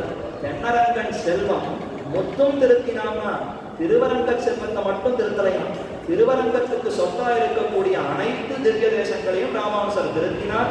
நாம் திருவடிபட அனைத்து இடங்களையும் நடந்து அனைத்தையும் சீர்படுத்தினாரா. இந்த திறமையை பார்த்தால் சேன முதலியாரை தவிர வேறு யாரால இப்படி செய்ய முடியும்? அவர் தான் வைகுண்டத்திலிருந்து அனைவரையும் நியமித்து அப்படி செய்கிறார். இன்னைக்கும் பெருமான ஆச்சாரியர்கள் தெரிவிக்கும் பொழுது ஆதிசேஷன் மடியிலே வளரக்கூடிய தத்துவம், சேனைநாதனுடைய திருப்பிரம்புக்கு கீழே வளரக்கூடிய கட்டுப்பட்டிருக்கக்கூடிய தத்துவம், பெரிய திருவடி நாயனாருடைய சிறகுக்கு கீழே இருக்கக்கூடிய தத்துவம்னு விவரிக்கிறார்கள். அப்போ ஆதிசேஷனுடைய மடியில கிடக்கிறார். ஆனா அவர் யாருக்கு கட்டுப்பட்டிருக்கிறார்னா சேனைநாதனுடைய திருப்பிரம்புக்கு கட்டுப்பட்டிருக்கிறாரா. பராசர பட்டர் இப்பூரிலேயே அவதரித்தவர். பெரிய பெருமாளுடைய குழந்தை, அவருடைய திருச்செல்வம் பெரிய பிராட்டியார் ஸ்ரீ ரங்கநாயகி தாயாருடைய மடியிலேயே வளர்ந்தவர். அத்தனை பெருமன் இருக்கக்கூடிய பராசர பட்டர் அற்புதமா நிர்வகிப்பார். ஒரு ஐதிஹ்யத்திலே சேன முதலியார் எப்படி அவர் உள்ளே செல்லுவார், வைகுண்டத்துல அவர் போகிற சமயத்துல பெருமான பிராட்டியும் எப்படி நடந்து கொள்வார்கள்னு ஆச்சரியமா வெறுத்திருக்கு. அதெல்லாம் எடுத்து சொன்னா நிறைய நேரமாயிடும், பலரும் கேட்டிருக்கலாம். ஆனா அந்த சேன முதலியாரே இப்படி இந்த லோகத்திலே அவதரித்தார். அதனால்தான் இவருக்கு வசப்பட்டிருக்கிறார். எதிராக விம்சதியிலே சொல்லும் பொழுது கமலா ரமணே அத்திதாயது என்று தெரிவித்தார். பெரிய பெருமாளும் பெரிய பிராட்டியும் திருவரங்க தெம்பெருமானும் பிராட்டியும் பங்குனி உத்தரத்துல சேர்த்தியில இருக்கிற சமயத்துல போய் சரணாகதி செய்தார், கத்தியத்தை விண்ணப்பித்தார்னு தெரியும். அப்படி விண்ணப்பித்த சமயத்துல அந்த எம்பெருமானை இவருக்கு வசப்பட்டு இருக்கிறான். இவர் என்ன சொல்லுகிறாரோ அதை ஆம் என்று இசைந்து உமக்கு விபூதியம் கொடுத்தோம், நீர் என்ன சொல்லுகிறோ கேட்டிருக்கிறோம்னு வசப்பட்டிருக்கிறான்னா வஷ்யசதா பவதிதே எதிராக தஸ்மாது சக்தஸ்வகீய ஜன பாப விமோசனேற்றம். எங்களுடைய பாபம் எல்லாம் போக்கணும்னா சர்வபாபேபிய மோக்ஷயிஷ்யாமி மாசுஜகான்னு சொன்னவனுடைய கையை நம்ப முடியல. அவன் என்ன செய்வான் ஏது செய்வான்னு தெரியல. ஆனால் எதிராசரே, உமக்கு அவன் வசப்பட்டு இருக்கிறான்னா இப்போ உமன் திருவடித்தான் கதி என்ன வர பற்றுகிறோமா? மாமணிகள் உமக்கு வசப்பட்டு இருக்கிறார் அவர்னா உம்மை தவிர வேற யாரும் எனக்கு கதி இல்லைன்னு ராமானுசரம் பற்றினார். எதிராஜன்னு சொல்லி பற்றிருக்கிறாரா? அந்த எதிராஜன் சேன முதலியாருடைய அவதாரம். என்னே ஆச்சாரியர்கள் ஒரு பக்கமாக நிர்வகித்தார்கள். இது இரண்டாம் கட்சியினுடைய அவர்களுடைய வாதம். முதல் கட்சி ஆதிசேஷனுடைய அவதாரம், இரண்டாம் கட்சி சேனைநாதனுடைய அவதாரம். இப்ப மூன்றாவது கட்சி ஸ்ரீபதிர்வேதி சாந்திகை ஸ்ரீ மகாலட்சுமி தாயார். அவருக்கு பதி திருமகள் கேழ்வன் அவரே வந்து அவதரித்தார்னு சிலர் தெரிவிக்கிறார்களாம். அப்படியும் உண்டா? எம்பெருமானே வந்து அவதரித்தாரா? இதைத்தான் சாஸ்திரங்கள் தெரிவித்தன. சாக்ஷா நாராயணோ தேவஹ கிருத்வா மத்தியமயீம் தனோ மக்னான் உத்தரதே லோகான் காருண்யாது சாஸ்திரபாணினா. மீனோடு ஆமை கேழலரி குரலாய் முன்னுயிராமனாய் காணாய் பின்னுயிராமனாய் தாமோதரனாய் கல்கியமானான் எம்பெருமான். பல பல அவதாரங்களை செய்தான். கதை எடுத்து கொண்டு வந்தான். நகங்களை கொண்டு ஹிரண்யகசிபுவை பிளந்தான். அதே மாதிரி வில்ல எடுத்துக்கொண்டு ராமனாக வந்து எதிர்த்தான். நேரே சக்கராயுதத்தை எடுத்துக்கொண்டு ஏவினான். எல்லாம் ஒரே ஆயுதங்களை பயன்படுத்தினானா? நம்ம எல்லாம் அதை பார்த்த உடனே அஞ்சு நடுங்கிட்டோம். யாரோ ஒரு பெரிய சித்த புருஷன் போது இருக்கிறது, ரொம்ப பெரியவன், இவனையெல்லாம் நம்மளால பற்ற முடியாதுன்னு அவன் இடத்துல நெருங்குவதற்கே பயப்பட்டோமா? பெருமான் பார்த்தார், இவர்கள் நம்ம இடத்துல நெருங்க வைக்க வேண்டும்ங்கிறதுக்காக இதையெல்லாம் கொண்டு வந்தார். பயந்து பின்னோக்கி செல்கிறார்களே, என்ன செய்யலாம் என்று யோசித்தால் சாக்ஷாத் நாராயணோ தேவகா. அதே நாராயணன் ஸ்ரீவைகுண்டத்தில் இருப்பவன் எவன் இப்படி பல அவதாரங்களை செய்தானோ அந்த நாராயணனே தேவனான எம்பெருமானே ஆச்சாரியனாக வந்தான். மாத்ரு தேவோ பவ பித்ரு தேவோ பவ ஆச்சாரிய தேவோ பவ என்று உபனிஷத்து தெரிவித்ததா? மாதாவை தெய்வமாக கொள்னு அர்த்தம் இல்லை. தெய்வத்தையே மாதாவாக கொள். அன்னையும் அத்தனும் அவன்தானே. அத்தனாகி அன்னையாகி அவளும் நம்பிரானுமாய் முத்தனார் முகுத்தனார் புகுத்து நம்முள் நேரினார்னு பாசனம். என்னை ஆண்டிடம் தன்மையான் எனக்கு மாதாவும் பிதாவும் அனைத்தும் எம்பெருமான். சுபால உபனிஷத்து தெரிவித்தது மாதா நாராயணா பிதா நாராயணா பிராதா நாராயணா சுக்ருது சரணம் கத்தி அனைத்தும் நாராயணன் தெரிவித்ததா? அப்படிப்பட்ட நாராயணன் மாதாவாக இருக்கிறான், நாராயணனே பிதாவாக இருக்கிறான், நாராயணனே குருவாக இருக்கிறான் உபனிஷத்து தெரிவித்தது. அப்ப நம்ம கண்ணாலே சேவிக்கப்படக்கூடிய ஆச்சாரியர் வேறல்ல, எம்பெருமான் வேறல்ல. பரமாத்மாவே குருவாக வந்து அவதரிக்கிறார். அதத்தான் சாட்சா நாராயணோ தேவகா கிருத்வா மத்தியமயீம் தனு. இதுவரைக்கும் அவருடைய தனு அப்ராகிருதமான சுந்தரமான திவ்யமான வபுஷோடு வந்தார். பார்ப்பதற்கு ஒளி வெள்ளம் அப்படி வீசி கண்களெல்லாம் அப்படியே மயக்கிட்டு வர பார்த்தா நம்மோடு சேர்ந்தவனா இல்லையே, வேற யாரோ பெரிய உயர்ந்த ஜாதியை சேர்ந்தவரா இருக்காரே, அவர் சொல்லுவது எப்படி நம்ப முடியும்னு சிலரெல்லாம் விலகி போனார்கள். சிலரெல்லாம் அவர் ரொம்ப பெரியவர், அவருக்கும் நமக்கும் சேர்த்து இல்லைன்னு முகமே கொடுக்காமல் திரும்பி போனார்கள். சிலரெல்லாம் ஏசினார்கள், ஏதோ பெருமை பெருமைன்னு பேசுகிறார்கள், எனக்குத்தான் பெருமை உண்டு ரஜோகுணம் தமகுணம் இருப்பவர்கள் எல்லாம் அப்படி ஏசினார்களா? கண்ணன் வெறுத்து போய் இவர்களெல்லாம் ஒரே ஆசுரம் பாவம் ஆசிரிதாக மூடாக என்னை இவர்கள் ஆசிரிக்கலையா, ஆசுரத் தன்மையிலேயே மீண்டும் மீண்டும் பிறக்கும்படி செய்கிறேன்னு வெறுத்து சொன்னார். நமக்கு சுவாமியா இருப்பவர், மாதாவா இருக்கிறவர், பிதாவா இருக்கிறவரே வெறுத்து போய் என்னை ஆசிரிக்கலன்னா நீ அசுரத்தன்மையோடு பிறப்பாயின்னு தள்ளி விடுகிறாரே, இது எப்படி பொருந்தும்? அப்பனா இவர் நமக்கு கதி அல்ல என்ன நாம் அவர்களை விட்டு விலகினோம். பெருமாள் பார்த்தார், சரி நாம இந்த திருவேணியோடு போனாதானே காட்டம். மத்தியமையும் தம்மும் அழகான ஒரு மனுஷிய வடிவம், அதை எடுத்துக்கொண்டு ஆச்சாரியனாக பிறப்போம். மக்னான் உத்தரதே லோகான், உலகத்தை உயிர்ப்பதற்காக லோகான்னு சொல்லிருந்தாலும் லோகத்துக்குள்ள இருக்கக்கூடிய மனுஷியர்கள் அர்த்தம் பண்ண வேண்டும். உலகத்தை உச்சீவிப்பதுன்னா உலகத்துக்குள்ள வாழக்கூடிய மனிதர்களுக்கு உச்சீவிக்கணும். மனுஷர்களை உச்சீவிப்பதற்காகவே பெருமானே நாராயணன் சாட்சாத்து ஆச்சாரியனாக அவதரித்தான்னு சாஸ்திரம் தெரிவித்ததா? இதனால இப்ப ராமானுசர் யாரு? ஜெகதாச்சாரியா. ஆச்சாரியங்கிற சொல்லே அந்த பதமே தஸ்மாத்து குருரிச்ச பதம் பாதி ந அந்யத்ர ராமானுஜ ஏவ என்று பெரியவர்கள் தெரிவித்தார்கள். ஆச்சாரியங்கிற சொல்லாக இருக்கட்டும், குருங்கிற சொல்லாக இருக்கட்டும், வேறு யாரிடத்திலும் முழுமையாக அது அர்த்தம் பெறாதாம். யாரிடத்துல முழுமையாக அது பொருந்தும்னா ராமானுஷரிடத்துல மட்டும்தான் பொருந்தும். அதனால தான் இன்னைக்கும் சுவாமிங்கிற சொல்லாக இருக்கட்டும், அதே மாதிரி ஆச்சாரியங்கிற சொல்லாக இருக்கட்டும், இது ராமானுஷருக்கே முக்கியமாக பயன்படுத்த வேண்டிய சொற்கள். சுவாமி எழுந்தருளுகிறார். இப்போ ஸ்ரீவரபூதூர்ல போனா எதிராசன், ராமானுஜன், பாஷ்யக்காரர் என்கிறந்த திருநாமங்கள் இருக்கு. அதெல்லாம் சொல்லுவார்களா? சுவாமி சுவாமி எப்பொழுது சித்தமா இருக்காரா? புறப்பாடுக்கு சுவாமி சித்தமா? மங்களாசாசனத்துக்கு சுவாமி எழுந்துள்ளாரா? எந்த சுவாமின்னு கேள்வியே கேட்க வேண்டாம். உடையவர் உபய விபூதியை உடையவர் தான் சுவாமி. அவர் தான் சொத்தை உடையவர்னு அப்பேற்பட்ட திறமை கொண்டிருப்பவர். அப்ப ஆச்சாரியன் ஸ்ரீபதியே ஆச்சாரியனான் அவதரிக்கிறான்னு சாஸ்திரங்கள் தெரிவித்தன. இதையே நம்முடைய ஸ்ரீ ராமானுஜ அதிமானுஷ ஸ்தவம்னு ஒரு அற்புதமான ஸ்தவம். ஊரத்தாழ்வான் எம்பெருமானுக்கு அதிமானுஷ ஸ்தவம் பாடியிருக்கார். அதிமானுஷ சீலவித்த வேஷைகி அதிவிக்ரம பிரதாபைகின்னு அற்புதமா தெரிவித்தார் அதிமானுஷ ஸ்தவம். அத மாதிரி ராமானுஷருக்கு பார்ப்பதற்கு மனுஷ திருமேனியோடு இருக்கார். மனுஷனால செய்ய முடியாத காரியங்களை எல்லாம் செய்கிறாரேன்னு வியப்போடு ஒரு ஸ்தவத்தை சமர்ப்பித்தார் திருமழிசை அண்ணாவப்பங்கார் சுவாமிங்கிற ஆச்சாரியர். அவர் பரமகாருணிகர். ஸ்ரீவச்சன பூஷணம் முதலான கிரந்தங்களுக்கெல்லாம் பண்ணி அற்புதமா அதனுடைய விளக்கங்களை எல்லாம் ரொம்ப அற்புதமாக சாதித்திருக்கக்கூடிய ஆச்சாரியர். அவர் ராமானுஜருடைய பெருமைகளில் ஈடுபட்டு இவருடைய பெருமைகள் ரொம்ப வியக்க வைக்கிறது. பெருமானுடைய அதிமானுஷமான காரியங்களை விட அதெல்லாம் ரசிக்கும்படியாவே இல்லை. ராமானுஜருடைய அதிமானுஷமான சேட்டித்தங்கள் எப்படி அமைந்திருக்கிறதுன்னு வரிசையா பல ஸ்லோகங்கள்ல விண்ணப்பிக்கிறார். முதல் ஸ்லோகம் தெரிவிக்கிறார், வந்தே ராமானுஜ முனி, ராமானுஜ முனியை வணங்குகிறேன். திரிவிக்ரம இவ அபரம், உலகத்தை தாவி அளந்த உத்தமன், ஓங்கி அளந்த உத்தமனான திரிவிக்ரமன் இருக்காரே, அவரை மாதிரியே இருக்காரே இவர். திரிவிக்ரமன் யாருன்னு அன்னைக்கு பார்த்ததில்லை. ஆனா இன்னைக்கு நமக்கு ராமானுஜரே திரிவிக்ரமனான தோன்றுகிறாரே. நிர்மரியாதேன ஷீலேன எஸ்ய விஸ்வம் சுகீகிருதம். காதால கேட்கிறோம், என்றோ ஒரு நாள் தாவி உலகத்தை எல்லாம் அளந்தார், நம்முடைய திருவடியாலே அனைவரையும் தடவினார்னு கேட்கிறோம். அனுபவித்தோமான தெரியலையே. அனுபவபூர்வமாக நமக்கு ராமானுஜர் நிர்மரியாதேன ஷீலேன. திரிவிக்ரமனுக்கு சீலகுணம். சீலகுணம்னா என்ன அர்த்தம்னா, பெரியவன் சிறியவனிடத்தில் இருக்கக்கூடிய தாழ்வை பாராமல் கலக்கணமா. ஒரு உதாரணம் பார்த்தால், ஒரு விலங்கு ஜாதியை சேர்ந்தவர் தானே ஹனுமான்.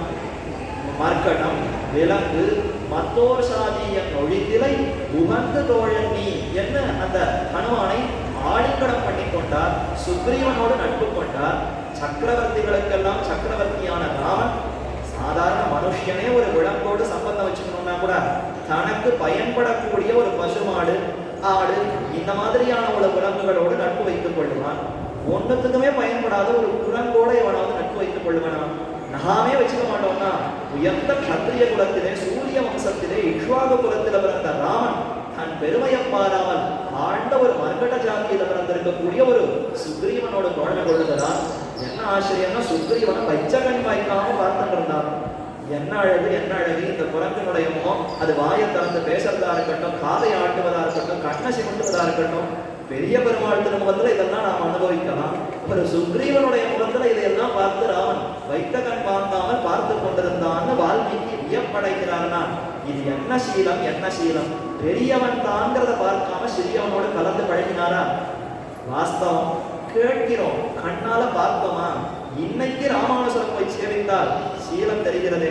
தாழ்ந்தவனான என்னிடத்திலே அவருடைய சீலம் வந்து இதோ என்னையும் திருத்தி பணி கொண்டதுன்னா, இந்த சீலம் ராமனுக்கும் இல்லை, கண்ணனுக்கும் இல்லை, திருவிக்கிரமனுக்கும் இல்லையே. ஒரு நாள் இருந்ததுன்னா போருமா?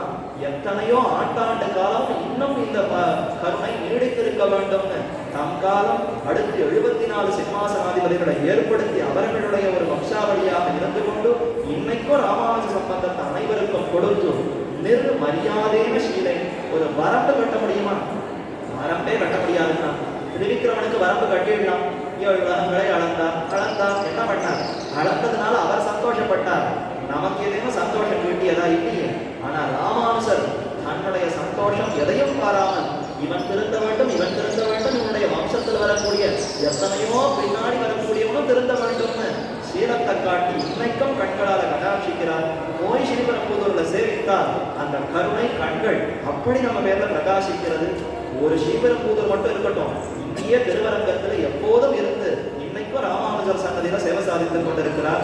அனைவருடைய திருவாடிகளிலும் இருந்து கொண்டு நம்மை வழிநடத்துபவராக இருக்கிறார்னா நிர்மரியாதேன சீலேன எஸ்ய விஸ்வம் சுகீகிருதம்.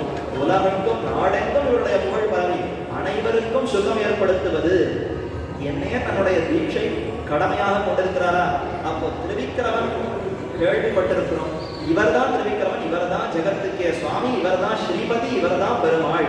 என்ன இதற்கு மேல இன்னும் ஆச்சரியமா பல ஸ்லோகங்கள்ல நாராயணன்ற திருநாமம் இருக்கேன், அது நாராயணன் பொருத்தமா இருக்கோ இல்லையோ, இந்த ராமானுஜருக்கு தான் பொருத்தமாக இருக்கிறது. ஆகவே திருமந்திரம், துவயம், சரமஸ்லோகம் எல்லாம் பெருமானை கொடுத்து அனுசரிப்பது வேண்டாம். ராமானுஜ ரகசிய திரயம், ராமானுஜரிடத்திலேயே இந்த ரகசிய திரயத்தை அனுசந்திப்போம். அவருக்கே நாம் சேஷப்பட்டவர்கள். இவரே ஸ்ரீபதி, இவர்தான் உபனிஷத்துக்கள் எல்லாம் ஜெகத்துக்கு காரணம்னு தெரிவிக்கிறதுன்னு அந்த அளவுக்கு நிர்வகிக்கிறார். இது அடுக்குமா? ஜெகத்துக்கு காரணம் பரமாத்மா தான் உபனிஷத் சொல்லும். ராமானுஜர் போய் ஜெகத்துக்கு காரணம்னு சொல்லுமான்னா, காரணம் ஷரீர ஷரீரி பாவம், இதைத்தான் நாம் முக்கியமாக கொண்டிருக்கிறோம். அனைத்து ஜெகத்துக்கும் காரணம் என்பதுமான். அப்போ அவர் முழுமுதல் காரணமாக இருக்கிறார், நாமெல்லாம் காரியமாக இருக்கிறோம், நாமெல்லாம் சரீரமாக இருக்கிறோம். எம்பெருமான் நமக்கு ஷரீரியான ஆத்மாவாக இருக்கிறார். இதனால தான் அவர் சுவாமின்னு கொள்ளுகிறோம். அந்த நியாயத்தை அப்படியே இப்ப ராமானுஜத்தை வைத்து பாருங்கள். நம் அனைவருக்கும் சுவாமியா அவர் வசப்பட்டு தான் இப்ப திருவரங்க பெருமாள் இருக்கிறார். தன்னுடைய செங்கோலையும் அவரிடத்துல கொடுத்து, உபய விபூதியும் உங்களுடைய பொறுப்பு, நீ யாரை கை காட்டுகிறீரோ அவருக்கு கொடுக்கிறேன், இவருக்கு வசப்பட்டவராய் தாம் சயனித்துக் கொண்டிருக்கிறார். அவருக்கு என்ன சொல்ல போகிறாரோ, என்ன செய்ய போகிறாரோ அதை ஏற்றுக்கொள்ளுகிறேன் இருக்கிறார்னா, இப்ப இவருக்கு சரீரம் போல இருக்காரே. சரீரம்னா என்ன? எனக்கு வசப்பட்டு இருக்கணும், நான் சொல்வதை கேட்கணும். அந்த லட்சணம் கூட பொருந்துமான்னு தெரியல. வயசாக வயசாக முட்டி முடியல, சரீரம் முடியல, கை முடியல, கால் முடியல, நான் சொல்ற பேச்ச இந்த உடலே கேட்கலன்னு வருந்துகிறோம். ஆனா உடலுடைய லட்சணம் வேதாந்த சங்கிரகத்துல சரீரம்னா என்னன்னு அற்புதமா நிர்வகித்தார். எது சரீரம்? எஸ்ய திரவியம், எஸ்ய சேதனஸ்ய, எஸ்ய திரவியம் சதா தாரயித்வா, எப்பொழுதும் அது தரிக்கப்படுகிறது, அதை விட்டு பிரியாமல் சேர்ந்தே இருக்கிறது, தன்னுடைய அனுபவத்துக்காகவே இருக்கிறது. இப்படி ஒன்று இருக்குன்னா அதை சரீரம்னு சொல்லலாம். அதை யார் ஒருவன் கொண்டிருக்கிறானோ அவன் அந்த சரீரத்தை உடையக்கூடிய சரீரின்னு சொல்லலாம்னு அற்புதமா நியாயத்தை விவரிக்கிறார். அந்த நியாயத்தை இங்க வைத்து பாருங்கள். ராமானுஜர் இட்ட வழக்காக நம்புறவாள் இருக்கார். இவர் என்ன சொல்லுகிறாரோ அதை கேட்கிறார். உங்க பொறுப்பு, நீர் என்ன சொல்லுகிறீரோ அதை அப்படியே கேட்கிறேன்னு இருக்கிறார்னா, இவரை விட்டு பிரியாமல் இவரோடு சேர்ந்து இவர் சொல்வதையே கேட்டு சரீரமாகவே இருக்காரு. அப்ப நாராயணன்ற திருநாமம் சரீர சரீர பாவத்தினால அனைவருக்கும் சுவாமின்னு அந்த அர்த்தத்தை சொல்லித்தார். இப்ப அந்த திருநாமத்தை அப்படியே ராமானுஜருக்கு பொருத்தினால், இவருக்கே இந்த எம்பெருமான் வசப்பட்டிருப்பதினாலே நாராயணன் உபனிஷத் சொன்னதெல்லாம் ராமானுஜரைத்தான் என்னே மேற்கொண்டு நிர்வகிக்கிறார். இன்னும் பலவிதமான விற்பத்திகள், பல காரணங்கள் இந்தந்த விதத்தில் நாராயண திருநாமம் இதற்குத்தான் பொருந்தம். வாத்சல்யம், சுவாமித்வம், சௌலபியம் என்று பல கல்யாண குணங்கள் வெளியிடுகிறானா. கண்டுபற்றுகைக்கு வாத்சல்யம், அதே மாதிரி குற்றம் கண்டு விரும்பவாய்க்கு வாத்சல்யம், கண்டுபற்றுகைக்கு சௌலபியம், அதே மாதிரி சௌசீல்யம், சுவாமித்வம்னு பல குணங்களை எம்பெருமான் நாராயண திருநாமத்தில் விளக்குகிறான். இதெல்லாம் இடத்துல பார்த்தோம் இல்லையோ, முழுக்க முழுக்க ராமானுஜர் இடத்துல தான் பார்க்கிறோம்னு இந்த ஸ்லோகத்துல நிர்ணயிக்கிறார். அப்ப இந்த கட்சி ஸ்ரீபதி தான் சுவாமி ராமானுஜர், சேஷனோ விஸ்வக்சேனோ தெரியாது. இவர் ஸ்ரீபதி தான், திருமகள் கேள்வன் தான். இப்ப 3 பேருடைய வாதத்தையும் பார்க்கிறோம். சுருக்கமா மற்ற விஷயங்களையும் விண்ணப்பித்து உடனே முடிவு கட்டுகிறேன். ஆக இப்படி 3 பேரையும் பார்த்துட்டோமா? இப்ப இந்த 3மே இருக்கட்டுமே. ஏன் இவர் ஒருவராகவும் இருக்கட்டும், மூவராகவும் இருக்கட்டும், பலராகவும் இருக்கட்டும், என்ன இப்போ அதனால கட்டம்? பலர் உண்டா? மூவர்னு பார்த்திருக்கிறோம். அடையார் கமலத்து அடர்மகள் கேழ்வன் கை ஆழியன்னும் படையோடு நான்காகவும் படர் கண்டும் ஒன் சார்ந்த விட்டும் புடையாறு புரிசங்கம் இந்த பூதலம் காப்பதற்கு இடையே ராமானுச முனியாயின இந்நிலத்தே. திருவரங்கத்தமுதனார் இன்னொருபடி மேல போய் 5 3 பேருடைய அம்சம்னு சிலர் பேசிக் கொண்டிருந்தாளா? வேண்டாம், அது என்ன 3, 5 வச்சுப்போம். 5 ஆயுதங்கள், பஞ்சாயுதங்கள் எம்பெருமானுக்கு உண்டா? அற்புதமா திருவாழி திருச்சங்கை சதா விப்ரது, சதா பஞ்சாயுதி விப்ரது சன ஸ்ரீரங்கநாயகனான்னு நம்பெருமாள் எப்போதும் கையிலே விடுத்த திருவாழி திருச்சங்கு திவ்யாயுதங்களை பற்றி கொண்டு சேவை சாதிக்கிறார். திருவாழி திருச்சங்கு கையில பற்றி கொண்டிருக்கக்கூடிய கதை, சாந்தம்ங்கிற வில், நாந்தகம் கட்கம்ங்கிற வாழ், 5 ஆயுதங்களோடு பெருமான் சேவை சாதிக்கிறான். பஞ்சாயுத ஸ்தோத்திரம் அனைவருமே சேவிக்கிறோம். அப்படிப்பட்ட ஆயுதங்கள் அதுவே இந்த பூவுலகத்தை காக்க வேண்டும் வந்து பிறந்ததாம். அதான் அடையார் கமல தளர்மகள் கேழ்வன், பிராட்டிக்கு வல்லவனா இருக்கக்கூடிய பெருமான் கை ஆழி என்னும் படையோடு, ஆழிங்கிற ஒரு திவ்யாயுதம், நாந்தகமும், நாந்தகங்கிற வாழ், கை ஆழி படையோட நாந்தகமும், ஒன் சார்ந்த வில்லும், அற்புதமான சார்க்க வில்லும் தண்டும் கதையும் உடையார் புரி சங்கமும் அற்புதமா மின்னி முழங்கி தன்னுடைய கோஷத்தினாலேயே அனைவருடைய உள்ளத்தையும் அப்படியே விறுவிறுப்பாக்கலாம். ஹிருதயானி வியதாலயத்து, எதிரிகளா இருப்பவருடைய உள்ளத்தை எல்லாம் கமர் பிளந்து ஒண்ணுமில்லாதபடி உடுத்து போகும்படி செய்கிறது சங்கநாதம். அடியார்கள் ருக்மிணி போன்ற அடியார்களுக்கு அந்த பூங்கொள் திருமுகத்து மடுத்தூதிய சங்கொழியும் சாத்தவில் நானொலியும்னு கேட்க கேட்க தரிப்பு ஏற்படுகிறதா? இப்படி செய்யக்கூடிய புடையார் புரிசங்கம் 5 ஆயுதங்களும் ராமானுச முனியாயின இந்நிலத்தே, இந்த பூமியிலே அனைத்து ஆயுதங்களும் ஒன்றாக சேர்ந்து ராமானுசராக அவதரித்தார். இவர் 3வது கட்சி. ஏற்கனவே 3 கட்சி பார்த்தோம். அதை தாண்டி இப்ப 4வது கட்சியா பலர். 5 பேருடைய அவதாரம். இப்ப 5 போட்டுக்கலாம். பலர். இதுக்கு மேல இன்னொரு கட்சி இருக்குது. அது என்னன்னா, இப்படி ஏன் வம்பு 5 3 4 1 இதெல்லாம் வேண்டாம். நித்திய சூரிகள் பலரா இருக்காளா? எண்ணிக்கை சொல்ல முடியுமா? முடியாதா? நித்திய சூரிகளுக்கு என்ன எண்ணி முடிக்க முடியுமானா, எண்ணில் அடங்காத நித்திய சூரிகள். முக்தர்கள் அதுக்கும் எண்ண முடியாது. மொத்த நித்திய முக்தர்களையும் ஒன்னா கூட்டுங்கோ, எல்லோருமே ராமானுஷராக அவதரித்து விட்டார்கள். இப்படியார் சுவாமி சொல்றாங்க.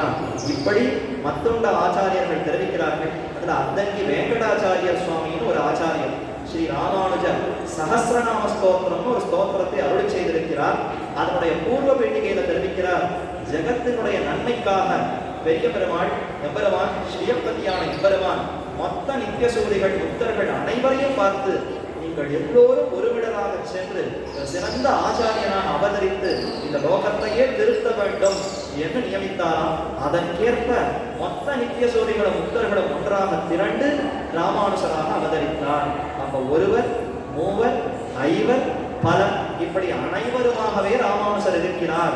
எதிராசர் ஒருவரா, இருவரா, மூவரா, ஐவரா, பலரா, எத்தனை சேர்த்துக்கலாம். எத்தனை சேர்த்துக் கொண்டாலும் இவர் அனைத்துமாக இருக்கிறார். முக்கியமா மூவரான்றத 3 பேரை பார்த்தோமே, அந்த எதிராஜங்கிற திருநாமத்திலேயே இந்த 3 அமைந்திருக்கிறது. அதை பார்க்கலாமா? யதிஹி என்றால் என்ன அர்த்தம்? சன்னியாசின்னு அர்த்தம்.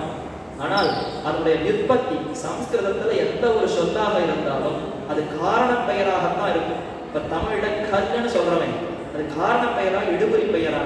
சுவாமி இலக்கணம் தான் கேட்டுக்கிறீர், இதெல்லாம் கேட்டா தெரியாதுன்னா கொஞ்சம் கொஞ்சம் தெரிஞ்சுக்கணும். எனக்கும் ஓஹோன்னு ஒன்றும் இலக்கணம் தெரியாது.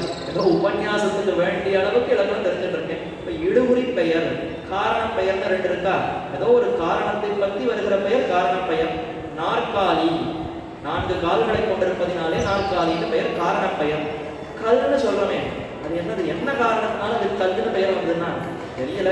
எத்தனையோ காலமா பெரியவர்கள் கல்லு கல்லுன்னே சொல்லிட்டு வராங்க. கல்லுன்னு அதனால பெயர். அப்போ அது இடுகுறி பெயர். இதை இட்டு அதை குறிப்பதினாலே அந்த பெயருக்கு இடுகுறி பெயர்னு வந்ததா? இந்த மாதிரி சம்ஸ்கிருதத்துல இந்த மாதிரி இடுகுறி பெயர்னே ஒண்ணு கிடையாது. உண்டு, ஆனாலும் பொதுவா 99% அனைத்தும் காரண பெயராகத்தான் இருக்கும். அஸ்வம் என்ன குதிரைக்கு பெயரா? அதுக்கு ஏன் அஸ்வம்னு பெயர்னு வந்ததுன்னு ஒருவர் விளக்குகிறார். அதுவா அத்வானத்தை, அதாவது போகிற வழியெல்லாம் அது அப்படியே அஷ்னாதி அந்த துவானம், அது முழுக்க துவானம் தான் வழி. அது செல்லுகிற மார்க்கத்தை எல்லாம் உண்ணுகிறது.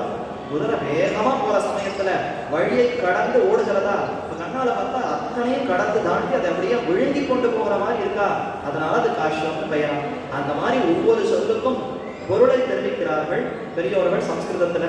யதிங்கிற சொல்லுக்கு என்ன அர்த்தம்? யத்தனம் கரோதி, எப்போதும் அவர்கள் முயற்சி செய்து கொண்டிருக்கிறார்கள்.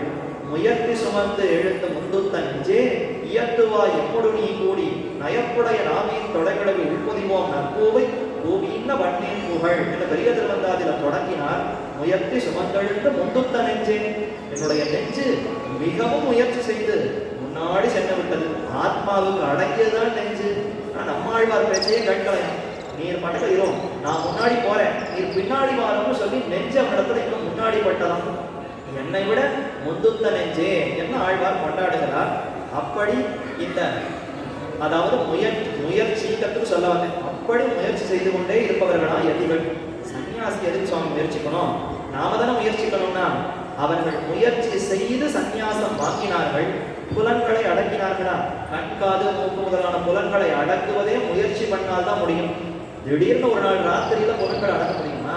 அப்ப இதை முயற்சி செய்து புலன்கள் இந்திரியங்களை அடக்குகிறார்கள். இது யத்னம் கரோதி. ஆனா இதை விட சிறந்த பொருள் என்ன தெரியுமோ? தாங்கள் அடக்கினது ஒரு பக்கம் இருக்கட்டும், தங்களுக்கு சிஷ்யர்களாக வருபவர்களை அடக்கும்படி செய்பவர்கள் அதுக்கு எத்தனை புரிகிறார்கள். இந்த யதிகள்லாம் என்ன முயற்சி பண்ணிட்டு இருக்கானா, வரக்கூடிய சிஷ்யர்களுக்கு உபதேசித்து உபதேசித்து நீங்களும் உங்கள் புலன்களை அடக்கலாம், இந்திரியங்களை அடக்கலாம். வசேகி எஸ்ய இந்திரியாணி தஸ்ய பிரக்ஞாம் பிரதிஷ்டிதான்னு கண்ணன் கீதையில உபதேசித்தான். எப்படி இந்த இந்திரியங்களை வசப்படுத்துவது கண்ணா என்ன அர்ஜுனன் கேட்டான். காத்த போல, சூறாவளி காத்த போல மனசு பிச்சுட்டு ஓடுறது, இது எப்படி உன்னிடத்துல ஈடுபடுத்த முடியும்னா, அழகான திருமேனி இருக்கேன் பெருமானுடைய திருமேனி, சுபாஸ்ரயம், சுபமான ஆசிரியம். அதில இந்த கண்காது முதலான புலன்களை கொடுத்து விட்டால் அங்கு இங்கு ஓடாதா. அதனால இந்த ரிஷிகேஷன் பெருமானுக்கு திருநாமம். இந்திரியங்களுக்கெல்லாம் தலைவன், நம்முடைய இந்திரியங்களை எல்லாம் நியமிக்கக்கூடியவனா, அவனிடத்துல செலுத்துங்கள். இவர்கள் உபதேசித்து உபதேசித்து முயற்சி செய்கிறார்கள். அது பலன் அளிக்குமானா, நாம் அவர்கள் சொல்படி நடந்தால்தான் பலன் அளிக்கும். இப்ப யத்தனம் கரோதி, நம்மிடத்துல எத்தனிக்கிறார்களா. இப்ப சுவாமி யதிஹி அப்படின்னு அவருடைய திருநாமத்துல இருக்கா. ஆதிசேஷன் யதிஹி, அவர் எப்போதும் எத்தனை பண்ணிட்டே இருக்காரு. சென்றால் குடையாம், பெருமாள் எங்கேயோ செல்லணும்னு வருகிறாரு, உடனே குடையா மாறுகிறார். நின்றால் மறுபடியாம், சற்று நிற்கலாம், உடனே மறுபடியும். அமர்ந்தால் சிங்காசனமா, சற்று அமரலாம்னு பார்த்தால் உடனே சிங்காசனம் மாறுகிறார். அப்ப முயற்சி பண்ணிட்டே இருக்காரு. பெருமானுக்கு எப்படியாக இருந்தால் கைங்கரியம் பண்ணலாம் முயற்சி பண்ணி கொண்டிருக்கிறாரா. யதிராஜகாங்கிற திருநாமத்துல யதிங்கிற சொல்லு இவர் ஆதிசேஷனுடைய அவதாரம்னு சொல்லிவிடுகிறது. ஏனென்றால் முயற்சி பண்ணி கொண்டே இருக்கிறார். எப்போதும் ஆதிசேஷனை போல இவரும் முயன்று கொண்டே இருக்கிறார். யத்தனம் கரோதி யதிஹி ஆதிசேஷன் அனைத்து விதமான கைங்கரியம், நிவாச சையாசன உபதான பாதுக அம்சுக வருஷ ஆதவ வாரணாதிபிகி சரீர வேதைஸ்தவ சேஷதாம் ததைஹி இதிரிதே சேஷ இதிரிதே ஜனைஹின்னு ஆள வந்தார். ஸ்தோத்திர ரத்னத்தை தெரிவித்தார். அப்ப யதிங்கிற திருநாமே இவர் ஆதிசேஷன்னு காட்டி விடுகிறது. அடுத்தது ராஜா. ராஜா யார்? வைகுந்தத்துக்கு யார் சுவாமி ராஜா அப்படின்னா இளவரசு, வானிலவரசு, வைகுண்ட குட்டன். வைகுண்டத்தில் இருப்பவன் இளவரசன், எம்பெருமான் அவர்தான பேரரசு. எம்மை நீத்து வஞ்சித்த பேரரசே, எம் விசும்பரசே, எம்மை நீத்து வஞ்சித்த ஓரரசே அருளாயின திருவருத்தத்துல இவரத்தான் பேரரசு, விசும்பரசு, அரசு அரசுன்னு நம்மாழ்வார் கொண்டாடினார். கிடையாதுன்னு வானிலவரசு, வைகுந்த கூட்டன், வாசுதேவன், மதுரமன்னன் பெரியாழ்வார். என்ன சுவாமி அவரை போய் பேரரசன் சொல்லிட்டீர்? அவர் அரசனே இல்லை, அவர் சின்ன குழந்தை, இளவரசன்.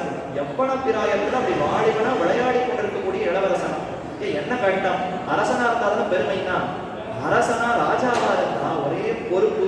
இன்னைக்கும் அரசர்களா இருந்து நாட்டை நிர்வகிக்கணும்னு சொன்னா தலைக்கு மேல பாரம், பொறுப்பு. யார் இந்த பொறுப்பெல்லாம் வைத்து இருக்கிறது? சத்தியமா அதுல ஒரு சந்தோஷமே இருக்காது, ஆனந்தமே இருக்காது. அந்த கிரீடத்தை வந்து தலையில வைத்துக் கொண்டால் பெரிய பாரமா. அந்த பாரத்தை தாங்கி கொண்டு பெருமான் இருக்கலாமோ?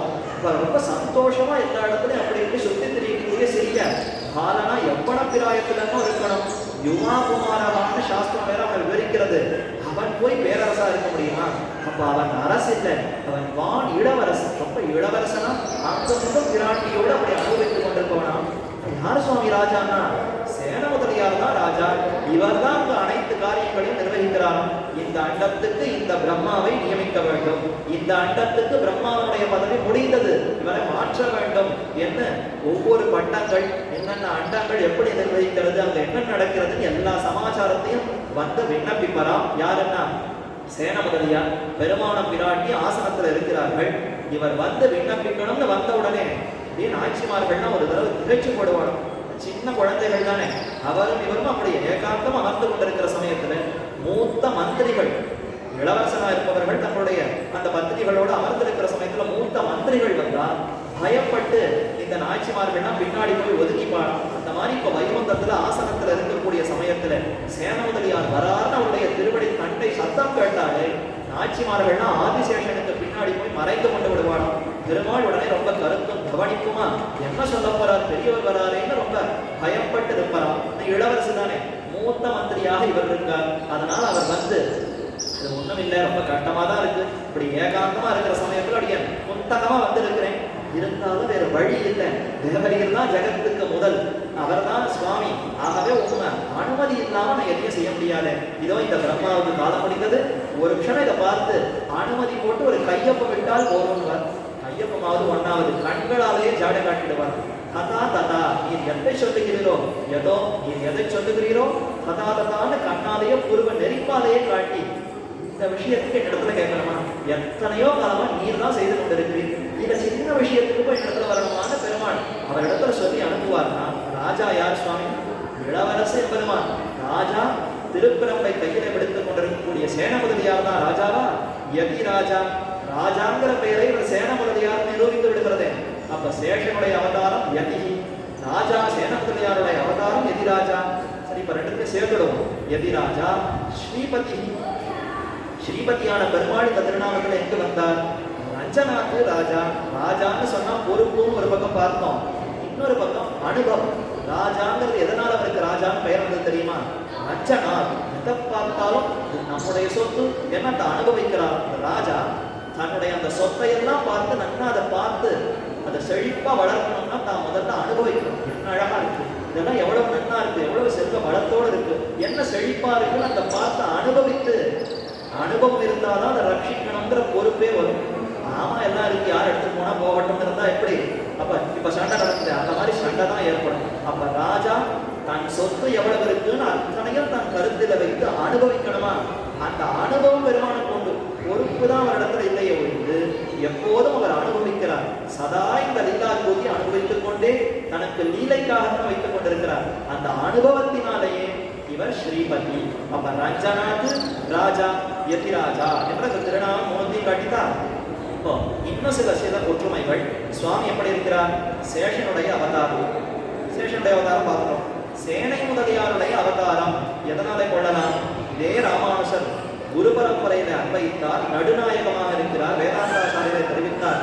அமுனா தபனாதிஷாயி பூம்னா யதிராஜேன நிபத்த நாயக ஸ்ரீஹி என்ன குரு பரம்பரையில நடுவில் இருக்கக்கூடிய நாயக கந்தன் போல எம்பெருமானார் விளங்குகிறார். நாயகனானின்னா நந்தகோபனுடைய கோவில் காப்பானேன்னு ஆண்டாள். யாரோ கோகுலத்துல, அதாவது கோகுலத்துல இருக்கக்கூடிய கண்ணன் திருமாளிக வாசல் இருக்கக்கூடிய வாயில் காப்போன கூடலையாம். கோயில் காப்போனே, கோயில்ங்கிறது திருவரங்கத்தில் தெரிவிக்கிறது. இதை காப்பவன் ராமானுசர் தானே, இவரைத்தான் அழைத்தாளாம். அப்ப நாயகனாய் என்ற அந்த சொல்லே ராமானுசரை தெரிவிக்கிறதா? அப்போ சுவாமி அதாவது எம்பெருமானார் யதிராஜர் அவர் சேனைநாதனுடைய அவதாரம். ஏன்னா அதே சேனைநாதனும் குரு பரம்பரையில் அன்பைக்கிறார். இவர் அந்த குரு பரம்பரையினுடைய நடுநாயகமாகவே விளங்குகிறார். ஏன்னா அதனாலே கொள்ளலாம். அடுத்து சுவாமியே ஸ்ரீபதியாக இருக்கிறார். திருவல்லிக்கணியிலிருந்து அடியே வந்திருக்கிறேன். அந்த ஊர் பார்த்தசாரதி எம்பெருமானே சுவாமியாக அவதரித்தார். சரித்திரம் அனைவருக்கும் தெரியும். கேசவ சோமயாஜியம் காந்திமதி அம்மையாரம் கைரவணி புஷ்கருக்கு தீர்த்தமாடி பெருமானை பிரார்த்திக்க, உம்மை போலே குழந்தை வேணும்னு கேட்க, நமக்கு சம இன்னொருத்தர் உண்டா? நம்மை போல் இன்னொருத்தர் இருந்தால்தான் அவர் பிறக்க முடியும், நாமே பிறக்கிறோம்னு பார்த்தசாரதி எம்பெருமான் வந்து அவதரித்தார். ஆக ஸ்ரீபதியினுடைய அவதாரம்ங்கிறது அவதாரத்தினாலே தெரிந்து கொள்ளலாம். அடுத்து இந்த மூவருமே இரண்டுங்கிறதோடு சம்பந்தம் கொண்டிருப்பவர்களா இருக்கிறார்கள். சேஷனோ சைன்யநாதனோ ஸ்ரீபதியோ இரண்டோடு தொடர்புடையவர்களா இருக்கிறார்களா? அந்த இரண்டு சுவாமி எதிராசரிடத்திலும் இருக்கிறது. இப்படி ஒற்றுமை இருப்பதினாலே மூவருடைய அவதாரம்னு சொல்லலாம். ஏன் ஆதிசேஷன் எப்படி இருக்கிறார்?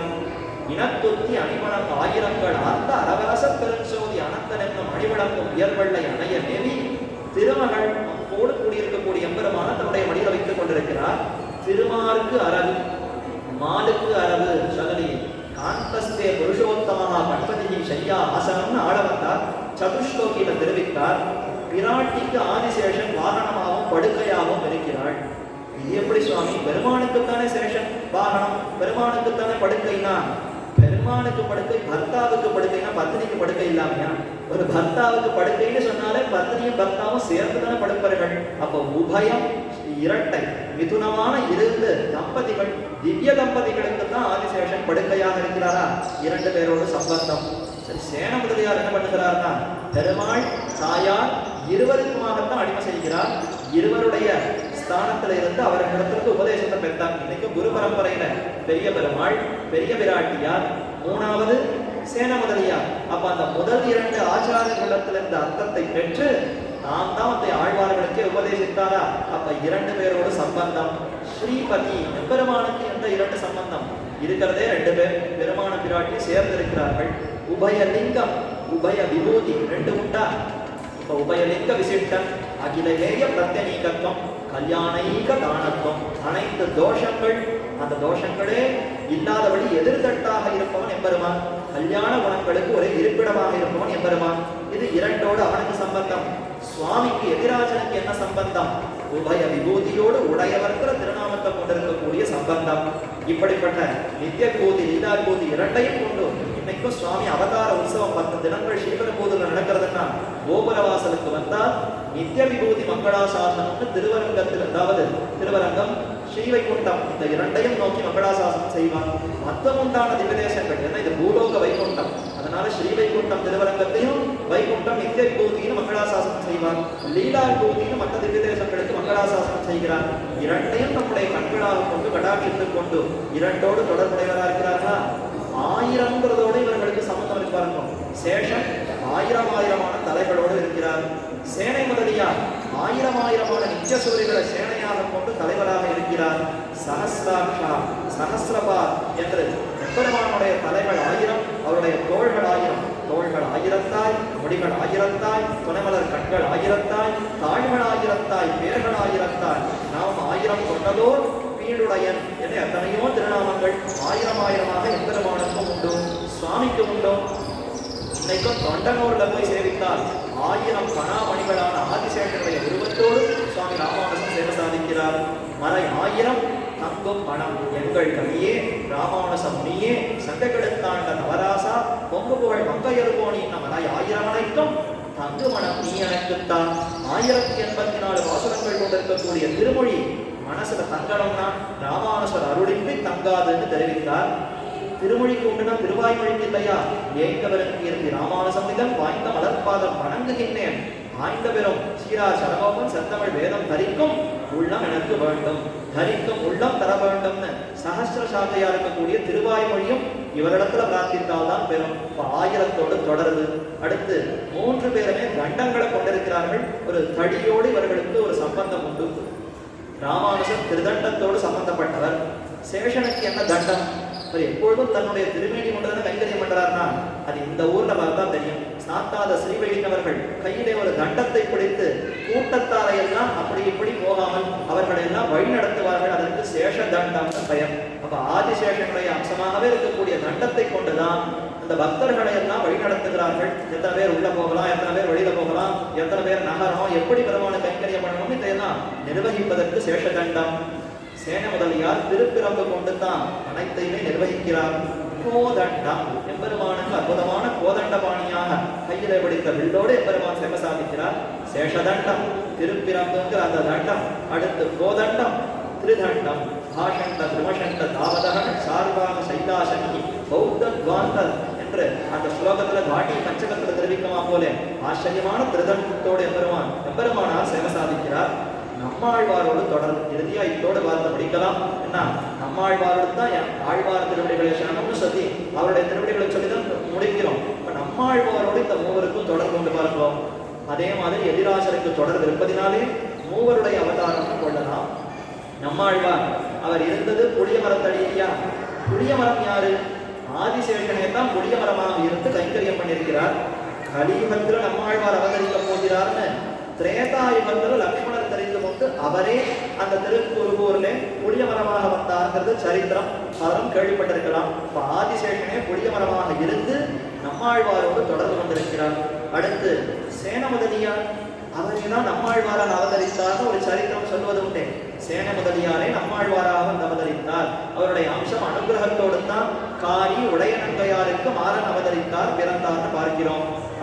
அடுத்தது அந்த ஸ்ரீபதியான எம்பெருமானுக்கு அற்புதமான அடியாக பொன்னடியாக வளர்ப்பவரே ஷடகோபன். நம்மாழ்வார் தானே. எம்பெருமானுடைய திருவடிகள்னா என்ன திருநாமம்? ஷடகோபம் பிரசாதிக்க வேண்டும். நமக்கு எம்பெருமானுடைய அந்த ஸ்ரீஷடகோபத்தை பிரசாதிக்க வேண்டும் தானே கேட்டு பெறுகிறோம். அப்ப நம்மாழ்வார் பெருமானுக்கு திருவடியாக இருக்கிறார். பெருமான் அவரோடு தொடர்பு கொண்டிருக்கிறார்.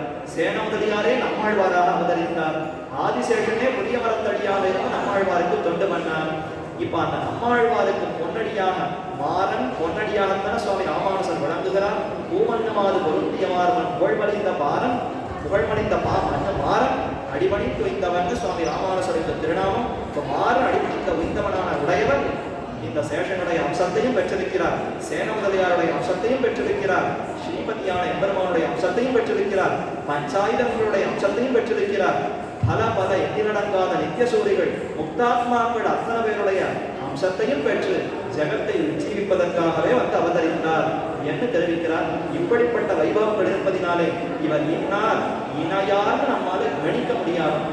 பெருமானுடைய வைபவத்தை கூட சொல்லி முடித்து விடலாம், ஆனால் எம்பெருமானாருடைய வைபவம் சொல்லி முடிக்க முடியாதுன்னு பெரியவர்கள் தெரிவிக்கிறார்கள். அப்படிப்பட்ட ராமானுஜருடைய அதிமானுஷமான பெருமைகளை சிறிது கொஞ்சம் சில பெருமைகளை இந்த இடத்துல விண்ணப்பித்து சத்தை விடக்கூடிய பாக்கியத்தை திருவரங்கத்தில் எழுந்திருக்கக்கூடிய ஆச்சாரிய புருஷர்கள் என்ன, கோவில் நிர்வாகத்தார் என்ன, எம்பெருமான் பெரிய விராட்டியோடு எழுந்திருக்கக்கூடிய பெரிய பெருமாள் என்ன, மொத்தமுண்டான அவருடைய பரிகரங்களாக இருக்கக்கூடிய ஆழ்வார்கள் என்ன, ஆச்சாரியர்கள் என்ன, அத்தனை பேருடைய கிருபைக்கும் அடியனுடைய பல்லாண்டை பாடிக்கொண்டு அத்தனை பேருடைய திருவடிகளுக்கும் அடியனுடைய பிரணாமங்களை தெரிவித்துக் கொண்டு வாழி வாழின்னு சொல்லி நிறவுறுத்துகிறேன். அடியார்கள் வாழ, அரங்கநகர் வாழ, சடகோபன் தம் தமிழ் நூல் வாழ, கடல் சூழ்ந்த மண்ணுலகம் வாழ, மணவாள மாமணியே இன்னொரு நூற்றாண்டிரும் என்று நிச்சலம் ஸ்ரீ வைஷ்ணவர்கள் பிரார்த்திக்கமா போலே அதே பிரார்த்தனையோடு அடியேனும் நிறவுறுத்துகிறேன். லக்ஷ்மி சரணலாட்சாந்த சாட்சி ஸ்ரீவத்ச வர்ஷே ஹேமந்தராய சர்வேஷாம் ஸ்ரீரங்கேஷாய மங்களம் நிர்தாரண்ய நிவாசாய பலராமானுஜாய ச ருக்மிணி பிராணநாதாய பார்த்தசூதாய மங்களம். ஆழ்வார் திருவடிகளே சரணம், எம்பெருமானார் திருவடிகளே சரணம், ஜீயர் திருவடிகளே சரணம்.